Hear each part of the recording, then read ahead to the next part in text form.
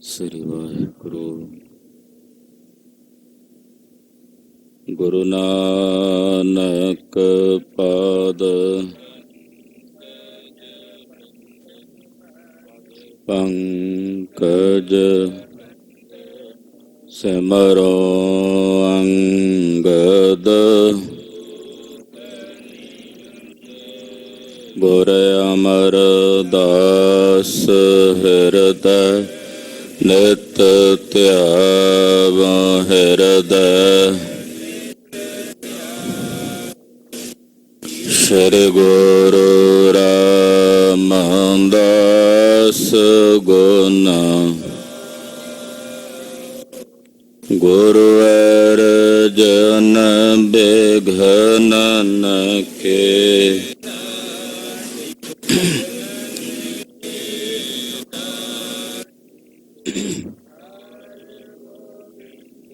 ਸ਼ੁਭ ਮਤ ਸ਼੍ਰੀ ਹਰਿ ਰਾਇ ਨਮੋ ਕਰ ਜੋਰਿ ਨਮੋ। ਸ਼੍ਰੀ ਹਰਿ ਕ੍ਰਿਸ਼ਨ ਮਨਾਉ ਬਹੋਰੀ।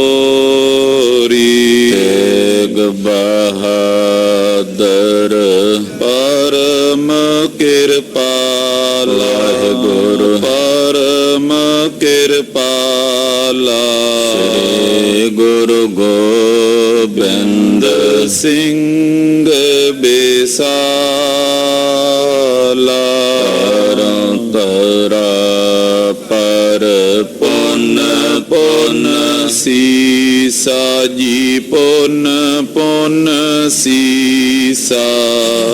ਬੰਦੋਂ ਬਾਰ ਬਾਰ ਜਗਦੀਸਾ। ਕੰਕਾਰ ਸਤਿਗੁਰੂ ਤੇ ਪ੍ਰਸਾਦ ਸਚ ਹੋਏ। ਵਾਹਿਗੁਰੂ ਜੀ ਕੀ ਫਤਿਹ ਹੈ। ਬਿਘਨ ਬਿਨਾਸਨ ਸੋਏ। ਜਿਸ ਮਹਿ ਅੰਮ੍ਰਿਤ ਗਿਆਨ ਹੈ ਮਾਨਕ ਭਗਤ ਵੈਰਾਗ। ਗੁਰੂ ਗ੍ਰੰਥ ਸਾਹਿਬ ਉਦਦ ਬੰਦੋਂ ਕਰ ਅਨੁਰਾਗ। ਗੁਰੂ ਗ੍ਰੰਥ ਸਾਹਿਬ ਉਦਦ ਬੰਦੋਂ ਕਰ ਅਨੁਰਾਗ। ਸਤਿਨਾਮ ਸ੍ਰੀ ਵਾਹਿਗੁਰੂ ਸਾਹਿਬ ਜੀਓ। ਦੋਹਰਾ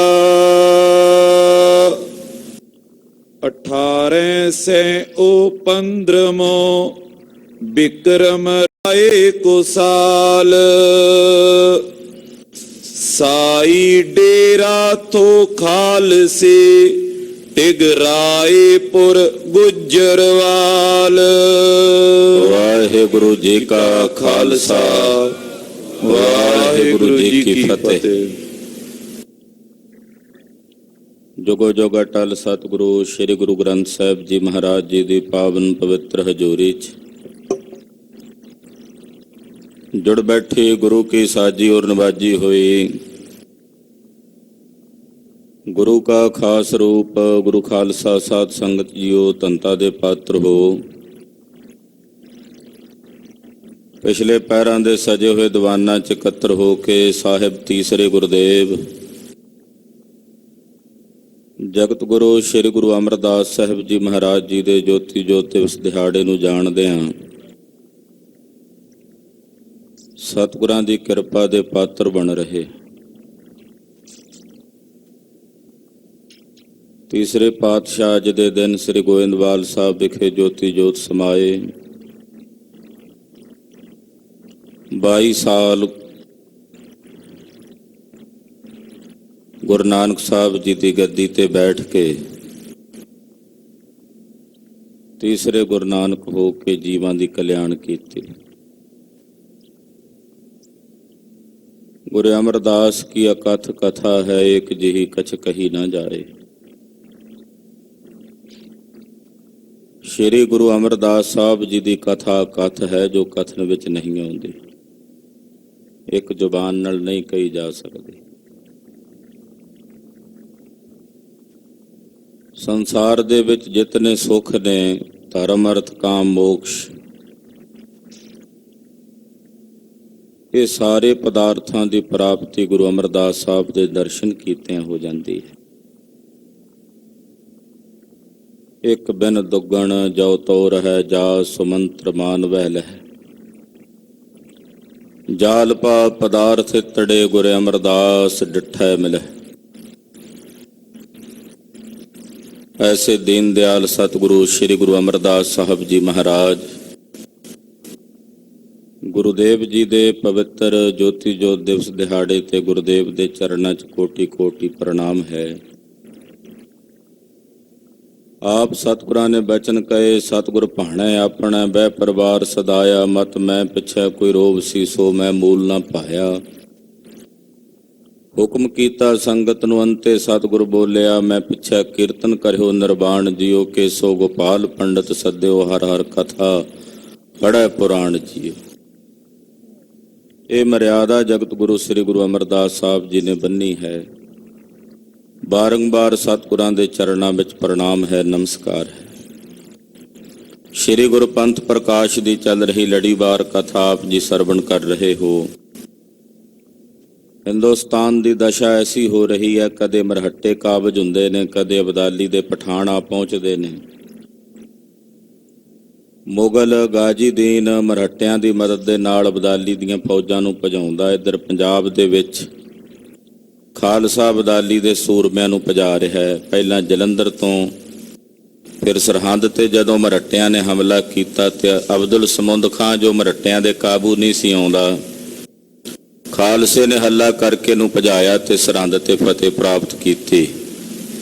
पर मरहट्टियां दी नीयत माड़ी सी, खालसे उत्ते ही आण पए ते फिर पंथ ने भी अगों मरहट्टियां नूं अपने हथ विखाए। सिंह चलदे चलदे अनेकां स्थान जो गुरु घर ने उन्हां दीयां सेवावां कर रहे ने। मुगल भी हुण पंथ दा लोहा मनदे ने और कहिंदे ने कि इह पंथ दे नाल असीं ना विगाड़ीए, क्योंकि आउंदे जिहड़े अबदाली दे पठाण ने उन्हां पठाणा तो यही सानू बचाउंदे है। इधर जदों मरहट्टे घूर कप्पी करदे है मुगलां नूं तां भी वो सिंघां दे ओहले हुंदे है। तो खालसे दा बोलबाला हो रहा है, खालसे दा प्रताप हो रहा है। आओ मन बिरतियां एकागर करिए, गुरु पातशाह दे पवित्र चरनां विच अपना ध्यान केंद्रित करिए। हाजरियां लवाउंदे आखिए जी सतनाम श्री वाहिगुरु साहिब जी, सतनाम श्री वाहिगुरु साहिब जी। दोहरा 18 से ओ 15 बिक्रम राय को साल। 1815 संमत बिक्रमी का साल है। संमत बिक्रमी 1815 है और ईस्वी का कहते 1815 संमत बिक्रमी और 1758 ईस्वी का साल है। साई डेरा तो खाल से टिग रायपुर गुजरवाल। रायपुर दे नेड़े गुजरवाल पिंड आ। इधर जदों लुधियाने तो जगरामे नूं जाइए, छेवें पातशाह मीरी पीरी दे मालक सतगुरु गुरु हरगोबिंद साहब ने इत्थे चरण पाए हैं। तो खालसे दा इस जगह ते डेरा सी। पंथ ने इत्थे रायपुर दे नेड़े गुजरवाल नगर दे विच डेरा कीता होया सी। जो पई तो होली को मेला आया। इन्ने नूं होले महल्ले दा जोड़ मेला आ गया। पंथ ने जगरावे दे इलाके च बहुत ज्यादा समा बतीत किया। इधर रायकोट तो इधर मालवे वाले पासे च सिंह विचरदे रहे ने। तो जगरावे दा जिहड़ा इलाका सी पंथ ने अपनी आरामगाह बनाई हुई सी। तो इस पासे पंथ दा पड़ा सी गुजरवाल। ਉਧਰ ਹੋਲੇ ਮਹੱਲੇ ਦਾ ਜੋੜ ਮੇਲਾ ਆ ਗਿਆ। ਹੋਲਾ ਮਹੱਲਾ ਪੰਥ ਦਾ ਸ਼ਾਨੋ ਸ਼ੌਕਤ ਦੇ ਨਾਲ ਮਨਾਇਆ ਜਾਣ ਵਾਲਾ ਤਿਉਹਾਰ ਹੈ, ਜੋ ਸਾਡੇ ਨਿਰਾਲੇ ਤਪ ਦਾ ਪ੍ਰਤੀਕ ਹੈ। ਹੋਲਾ ਤੇ ਮਹੱਲਾ ਦੋ ਸ਼ਬਦਾਂ ਨਾਲ ਬਣਿਆ ਏ।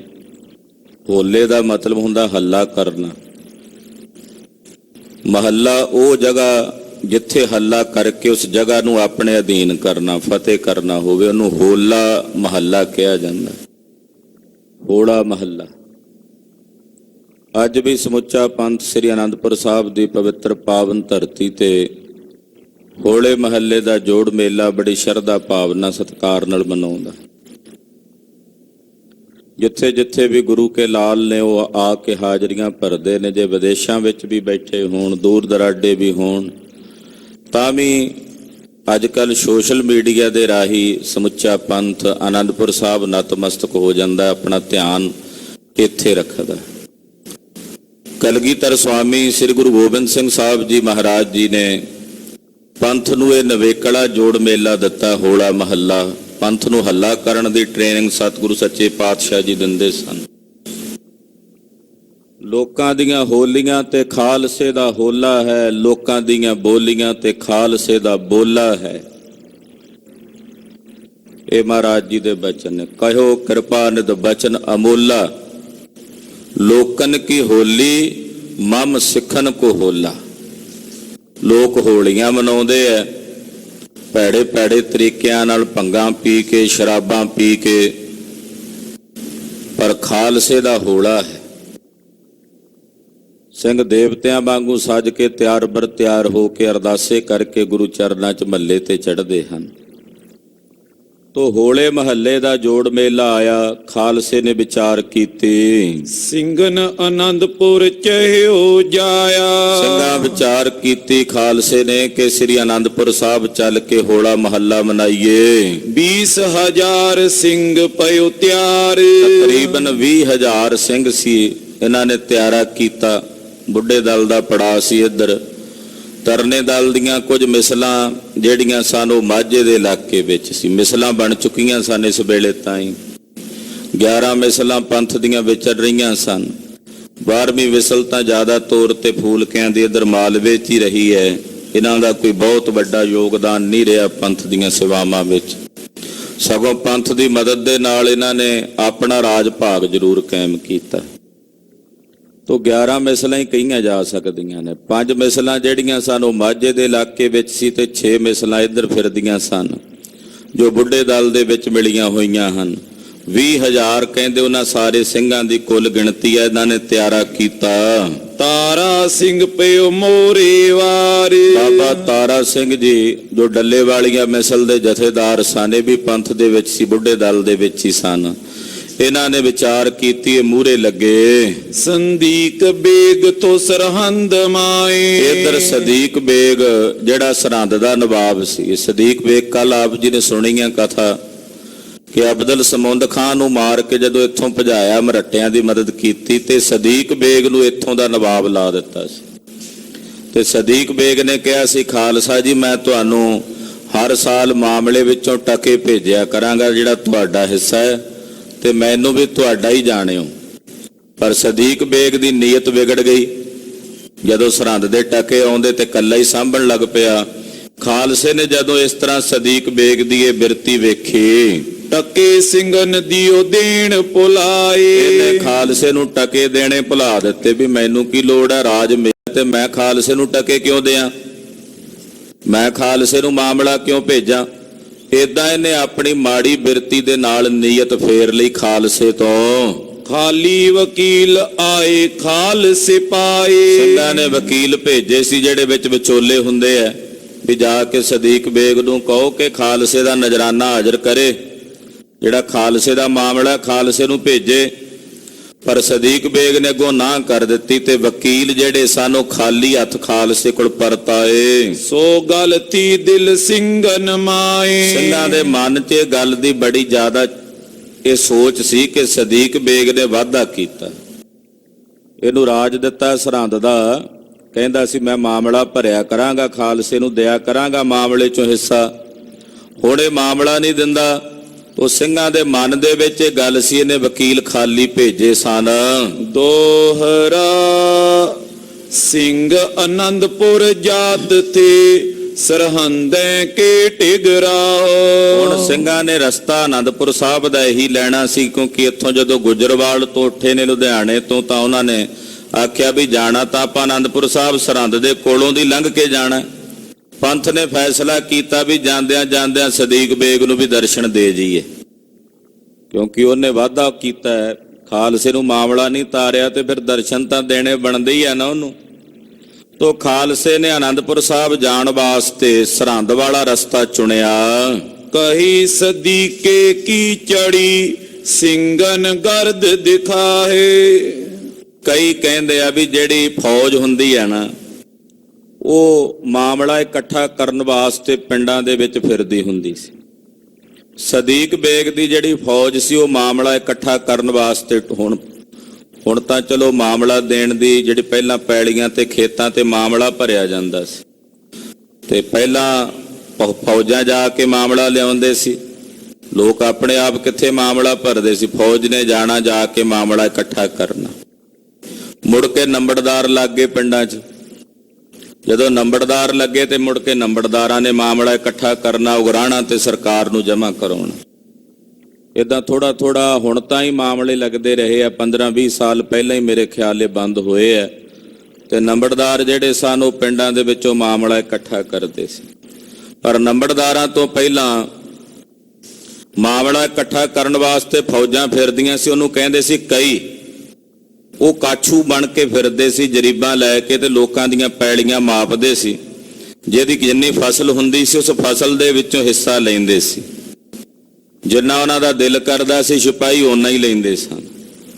ਉਹ ਕਈ ਫਿਰਦੀ ਸੀ ਉੱਥੇ, ਲੋਕਾਂ ਕੋਲੋਂ ਮਾਮਲਾ ਇਕੱਠਾ ਕਰਕੇ ਲੈ ਕੇ ਆਈ ਹੋਈ ਸੀ। ਜੋ ਪਈ ਸਿੰਘਨ ਮੋੜਾ ਉਸੀ ਵੱਲ ਲਾਇਆ। ਸਿੰਘਾਂ ਨੇ ਵੇਖਿਆ ਵੀ ਕਈ ਫਿਰਦੀ ਹੈ ਸਦੀਕ ਬੇਗ ਦੀ, ਮਾਮਲਾ ਇਕੱਠਾ ਕਰਕੇ ਇਹਨਾਂ ਦੇ ਕੋਲ ਹੀ ਹੋਣਾ। ਮਾਇਆ ਦੇ ਗੱਫੇ ਹਾਲੇ ਸਰਹੰਦ ਨਹੀਂ ਸੀ ਲੈ ਕੇ ਗਏ, ਬਾਹਰ ਹੀ ਫਿਰਦੇ ਸੀ।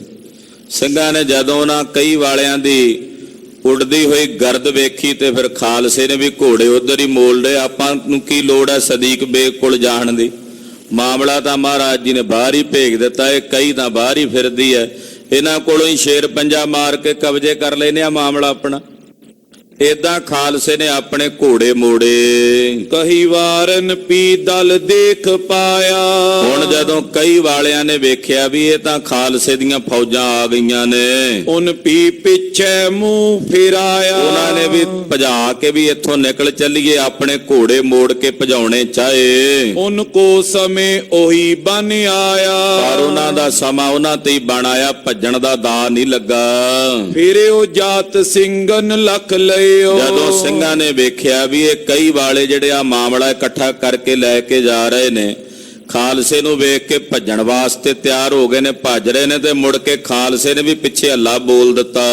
ਅਕਾਲੀ ਹੱਲਾ ਖਾਲਸੇ ਪਇਓ। ਕਹਿੰਦੇ ਅਕਾਲੀ ਹੱਲਾ ਹੋਇਆ ਖਾਲਸੇ ਦਾ। ਅਕਾਲ ਅਕਾਲ ਕਰਦਿਆਂ ਖਾਲਸੇ ਨੇ ਨਾ ਕਈ ਵਾਲਿਆਂ ਤੇ ਜਿਹੜੀ ਇਹ ਫੌਜ ਸੀ ਇਹਨਾਂ ਤੇ ਹੱਲਾ ਬੋਲ ਦਿੱਤਾ। ਲੂਟ ਕੂਟ ਸਿੰਘ ਅੱਗੇ ਸਿਧਾਰੇ। ਕਹਿਣ ਲੱਗੇ, ਉਹ ਕਈ ਵਾਲਿਓ ਸੁਣੋ, ਆ ਮਾਮਲਾ ਦੇ ਦਿਓ, ਜਾਨ ਕਿਉਂ ਗਵਾਉਂਦੇ ਹੋ ਆਪਣੀ? ਅਸੀਂ ਆਪਣਾ ਹੱਕ ਲੈਣਾ, ਕਿਉਂਕਿ ਸਦੀਕ ਬੇਗ ਨੇ ਮਾਮਲਾ ਭੇਜਿਆ ਨਹੀਂ, ਆਪਣੇ ਆਪ ਭੇਜ ਦਿੰਦਾ ਤਾਂ ਠੀਕ ਸੀ। ਹੁਣ ਉਹਦਾ ਜਿਹੜਾ ਹਿੱਸਾ ਹੁਣ ਖਾਲਸਾ ਆਪ ਚੱਲ ਕੇ ਆਇਆ, ਇਸ ਕਰਕੇ ਖਾਲਸੇ ਨੇ ਸਾਰੀ ਮਾਇਆ ਲੈ ਜਾਣੀ ਹੈ ਤੁਹਾਡੇ ਕੋਲੋਂ। ਉਹ ਜਿੰਨਾ ਮਾਮਲਾ ਸੀ ਖਾਲਸੇ ਨੇ ਆਪਣੇ ਕਬਜ਼ੇ 'ਚ ਕਰ ਲਿਆ, ਮਾਇਆ ਜਿੰਨੀ ਸੀ ਨਾ ਕੋਲੋਂ।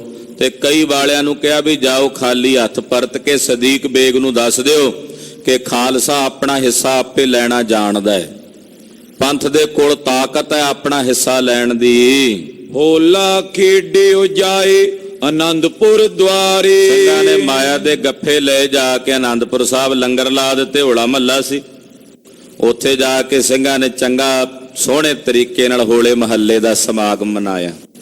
ਪੰਥ ਨੇ ਹੋਲਾ ਖੇਡਿਆ, ਮਹੱਲਾ ਕੱਢਿਆ। ਦੋਹਰਾ ਸੁਨੀ ਸਦੀਕੇ ਬੇਗਿਓ ਤੁਰਤ ਕੀਨੀ ਫੌਜ ਤਿਆਰ। ਇੱਧਰ ਸਦੀਕੇ ਨੇ ਜਦੋਂ ਸੁਣਿਆ ਨਾ ਸਰਹੰਦ ਵਾਲੇ ਨੇ ਵੀ ਮੇਰੀ ਕਈ ਲੁੱਟ ਕੇ ਲੈ ਗਏ ਨੇ ਖਾਲਸੇ, ਪੰਥ ਲੈ ਗਿਆ, ਇਹਨੇ ਵੀ ਫੌਜ ਤਿਆਰ ਕਰ ਲਈ, ਕਹਿੰਦਾ ਮੈਂ ਬਦਲਾ ਲਵਾਂਗਾ ਖਾਲਸੇ ਕੋਲੋਂ। ਇਹਨੇ ਵੀ ਆਪਣੀਆਂ ਫੌਜਾਂ ਤਿਆਰ ਕੀਤੀਆਂ। ਮਾੜੀ ਘੜੀ ਆਈ ਸਦੀਕ ਬੇਗ ਦੀ, ਜਾਏ ਪਰਿਓ ਡੇਰੇ ਉੱਤੇ ਅਚਾਨਕ ਸਾਈਵਾਰ। ਸਾਈਵਾਲ ਨਗਰ ਸੀ ਨੇੜੇ, ਉੱਥੇ ਕੁਝ ਕੁ ਸਿੰਘਾਂ ਦਾ ਡੇਰਾ ਸੀ, ਬਾਕੀ ਫੌਜਾਂ ਆਨੰਦਪੁਰ ਸਾਹਿਬ ਸਨ। ਕੁਝ ਸਿੰਘ ਜਿਹੜੇ ਸੀ ਮਾਝੇ ਵਿੱਚ ਸੀ, ਉੱਥੇ ਡੇਰੇ ਤੇ ਕੁਝ ਕੁ ਸਿੰਘ ਹੀ ਸੀ, ਡੇਰਾ ਸੀ ਖਾਲਸੇ ਦਾ। ਉੱਥੇ ਜਾ ਕੇ ਸਦੀਕ ਬੇਗ ਨੇ ਹਮਲਾ ਕਰ ਦਿੱਤਾ, ਅਚਾਨਕ ਹੀ ਹਮਲਾ ਕਰ ਦਿੱਤਾ। ਚੋਪਈ ਤੋਪ ਜੰਬੂਰਨ ਛਲਕ ਚਲਾਈ, ਤੋਪਾਂ ਤੇ ਜਮੂਰਾਂ ਦੀ ਛਲਕ ਚਲਾ ਦਿੱਤੀ। ਸਿੰਘਨ ਪੂਲ ਸਭੋ ਸੁਧ ਗਈ। ਸਿੰਘਾਂ ਨੂੰ ਤਾਂ ਹੁਣ ਅਚਾਨਕ ਹੀ ਜਦੋਂ ਡੇਰੇ ਤੇ ਹਮਲਾ ਕਰ ਦਿੱਤਾ, ਸਿੰਘਾਂ ਨੂੰ ਸੁੱਧ ਭੁੱਲ ਗਏ। ਉਹ ਤਾਂ ਇਹ ਜਾਣਦੇ ਹੀ ਨਹੀਂ ਸਨ ਵੀ ਇਦਾਂ ਸਦੀਕ ਬੇਗ ਹਮਲਾ ਕਰੇਗਾ। ਚੰਗੀ ਫੌਜ ਸੋ ਲੈ ਗਈ, ਜਿਹੜੀਆਂ ਚੰਗੀਆਂ ਫੌਜਾਂ ਸੀ ਹੋਲੇ ਮਹੱਲੇ ਤੇ ਆਨੰਦਪੁਰ ਸਾਹਿਬ ਗਈਆਂ ਹੋਈਆਂ ਸਨ। ਔਰ ਖਿੰਡੀ ਥੀ ਖਰੀਦ ਜੁਲਈ, ਤੇ ਬਹੁਤੀਆਂ ਫੌਜਾਂ ਖਿੰਡੀਆਂ ਹੋਈਆਂ ਸੀ, ਕੁਝ ਖਰੀਦੋ ਫਰੋਖਤ ਕਰਨ ਗਏ ਹੋਏ ਸੀ। ਕਉ ਕਾਸ ਕੋ ਲੱਕੜੀ ਕਾਰ, ਕੋਈ ਘਾਹ ਵੱਢਣ ਗਿਆ ਹੋਇਆ ਸੀ, ਕੋਈ ਲੱਕੜਾਂ ਇਕੱਠੀਆਂ ਕਰਨ ਗਿਆ ਹੋਇਆ ਸੀ। ਖਿੰਡੀ ਫੌਜ ਇਮ ਸਿੰਘਨ ਵਾਰ, ਇਹ ਤਾਂ ਸਿੰਘਾਂ ਦੀ ਫੌਜ ਖਿੰਡੀ ਹੋਈ ਸੀ। ਕੁਝ ਆਨੰਦਪੁਰ ਸਾਹਿਬ ਸਨ, ਜਿਹੜੀ ਚੰਗੀ ਵਧੀਆ ਜਵਾਨਾਂ ਦੀ ਫੌਜ ਸੀ, ਹੋਲੇ ਮਹੱਲੇ ਤੇ ਸੀ। ਕੁਝ ਖਿੰਡੀ ਹੋਈ ਆ ਫੌਜ, ਕੁਝ ਮਾਝੇ ਵਿੱਚ। ਇੱਥੇ ਜ਼ਿਆਦਾ ਜਥੇਦਾਰ ਹੀ ਸਨ ਡੇਰੇ ਦੇ ਵਿੱਚ, ਮੁਖੀਏ ਜਿਹੜੇ ਸਿੰਘ ਸਨ ਉਹੀ ਸਨ। ਸਾਈਵਾਲ ਨਗਰ ਦੇ ਵਿੱਚ ਡੇਰਾ ਸੀ। ਏਦਾਂ ਡੇਰੇ ਤੇ ਅਚਾਨਕ ਸਦੀਕ ਬੇਗ ਨੇ ਹਮਲਾ ਬੋਲ ਦਿੱਤਾ। ਸਕਿਓ ਨ ਕੋ ਸੰਭਾਲ ਲੜਾਈ, ਉੱਥੇ ਹੁਣ ਉਸ ਲੜਾਈ ਨੂੰ ਕੋਈ ਸੰਭਾਲ ਨਹੀਂ ਸਕਿਆ। ਸਭ ਨੱਠ ਤੁਰੇ ਪੱਗ ਜੁੱਤੀ ਨਾ ਪਾਈ। ਸਿੰਘਾਂ ਨੂੰ ਉੱਥੋਂ ਹਰਨ ਭਰਨ ਹੋਣਾ ਪਿਆ। ਜਿੰਨੇ ਸਿੰਘ ਸਨ ਉੱਥੇ ਪੈਰ 'ਚ ਜੁੱਤੀ ਪਾਣੀ ਵੀ ਕਹਿੰਦੇ ਨਸੀਬ ਨਹੀਂ ਹੋਈ। ਕਿਛ ਵੜ ਅੜੇ ਸੋ ਪਿੰਡ ਮਝਾਰ, ਲਾਗੇ ਪਿੰਡ ਸੀ ਸਾਈਵਾਲ, ਉਹਦੇ ਵਿੱਚ ਕਈ ਸਿੰਘ ਵੜ ਗਏ। ਉਤੇ ਜੋ ਮਿਸਲਨ ਮੈਂ ਸਰਦਾਰ, ਜਿਹੜੇ ਮਿਸਲਾਂ ਵਿੱਚ ਸਰਦਾਰ ਸਨ, ਮੁਖੀਏ ਸਿੰਘ ਸਨ। ਸਿੰਘਪੁਰੀਏ ਆਲੂਵਾਲ ਸੋ ਇੱਕ, ਜਿਵੇਂ ਸਿੰਘਪੁਰੀਆਂ ਦੀ ਮਿਸਲ ਦੇ ਜਥੇਦਾਰ ਸਨ, ਆਲੂ ਵਾਲੀਆ ਮਿਸਲ ਦੇ ਜਥੇਦਾਰ ਬਾਬਾ ਜੱਸਾ ਸਿੰਘ ਜੀ ਸਨ। ਡੱਲੇ ਵਾਲਿਓ ਸਭ ਖੜੋ ਮਿਕ, ਤੇ ਡੱਲੇ ਵਾਲੀਆਂ ਮਿਸਲ ਦੇ ਜਥੇਦਾਰ ਬਾਬਾ ਤਾਰਾ ਸਿੰਘ ਜੀ ਸਨ। ਉਹ ਸਾਰੇ ਜ਼ਿਆਦਾ ਜਥੇਦਾਰ ਹੀ ਸੀ, ਬਹੁਤੀਆਂ ਫੌਜਾਂ ਤਾਂ ਸੱਜੇ ਖੱਬੇ ਗਈਆਂ ਹੋਈਆਂ ਸੀ। ਇਹ ਸਾਰੇ ਜਥੇਦਾਰ ਫਿਰ ਇੱਕ ਬਿਕ ਹੋ ਕੇ ਇਕੱਠੇ ਹੋ ਕੇ ਤਿਆਰੀ ਕਰਕੇ ਲੜਨ ਲੱਗੇ। ਸੰਗਤ ਸਿੰਘ ਨਿਸ਼ਾਨੋ ਵਾਲੋ, ਨਿਸ਼ਾਨਾ ਵਾਲੀ ਮਿਸਲ ਦੇ ਜਥੇਦਾਰ ਬਾਬਾ ਸੰਗਤ ਸਿੰਘ ਜੀ ਜਥੇਦਾਰ ਸਾਹਿਬ ਉਹ ਵੀ ਨਾਲ ਹਨ। ਨਿਹੰਗ ਸ਼ਹੀਦ ਉਹ ਸੋਢੀ ਅਕਾਲੋ, ਸ਼ਹੀਦਾਂ ਦੀ ਮਿਸਲ ਜਿਹੜੀ ਬਾਬਾ ਦੀਪ ਸਿੰਘ ਸਾਹਿਬ ਤੋਂ ਚੱਲੀ ਹੈ, ਉਸ ਸ਼ਹੀਦਾਂ ਦੀ ਮਿਸਲ ਦੇ ਜਿੰਨੇ ਨਿਹੰਗ ਸਿੰਘ ਸਨ, ਫਿਰ ਜਿਹੜੇ ਸੋਢੀ ਸਾਹਿਬਜ਼ਾਦੇ ਸਨ ਉਹ ਵੀ ਨਾਲ ਹਨ। ਸ਼ਿਆਮ ਸਿੰਘ ਪਾਸ ਕਰੋੜ ਸਿੰਘ ਖੜਾ, ਜਥੇਦਾਰ ਬਾਬਾ ਸ਼ਿਆਮ ਸਿੰਘ ਜੀ ਨਾਰਲੇ ਵਾਲੇ ਤੇ ਬਾਬਾ ਕਰੋੜਾ ਸਿੰਘ ਜੀ ਜਿਨ੍ਹਾਂ ਤੋਂ ਕਰੋੜੀਆਂ ਦੀ ਮਿਸਲ ਚੱਲੀ ਹੈ, ਉਹ ਵੀ ਬਾਬਾ ਸ਼ਾਮ ਸਿੰਘ ਦਾ ਚਾਟੜਾ ਸੀ। ਜਥੇਦਾਰ ਸ਼ਾਮ ਸਿੰਘ ਹੋਣਾ ਦਾ ਚੇਲਾ ਸੀ ਤੇ ਕਰੋੜੀਆਂ ਦੀ ਮਿਸਲ ਕਰੋੜਾ ਸਿੰਘ ਤੋਂ ਚੱਲੀ, ਉਹ ਵੀ ਨਾਲ ਸਨ। ਬਹੁਤ ਸਰਦਾਰ ਲੈ ਊਹੋ ਅੜਾ, ਇਹ ਵੀ ਬਹੁਤੇ ਸਰਦਾਰਾਂ ਨੂੰ ਨਾਲ ਲੈ ਕੇ ਉੱਥੇ ਦੁਸ਼ਮਣ ਸਦੀਕ ਬੇਗ ਦੀਆਂ ਫੌਜਾਂ ਦੇ ਸਾਹਮਣੇ ਅੜ ਗਏ। ਪੰਜ ਮਿਸਲ ਥੀ ਮਾਝੇ ਵੱਲ, ਜਿਹੜੀਆਂ ਪੰਜ ਮਿਸਲਾਂ ਸਨ ਬਾਕੀ ਉਹ ਉਧਰ ਮਾਝੇ ਦੇ ਇਲਾਕੇ ਦੇ ਵਿੱਚ, ਜਿਵੇਂ ਕਨਈਆਂ ਨਕਈਆਂ ਦੀ ਮਿਸਲ ਹੈ, ਉਹ ਜ਼ਿਆਦਾ ਉਧਰ ਰਾਮਗੜੀਆਂ ਦੀ ਮਿਸਲ।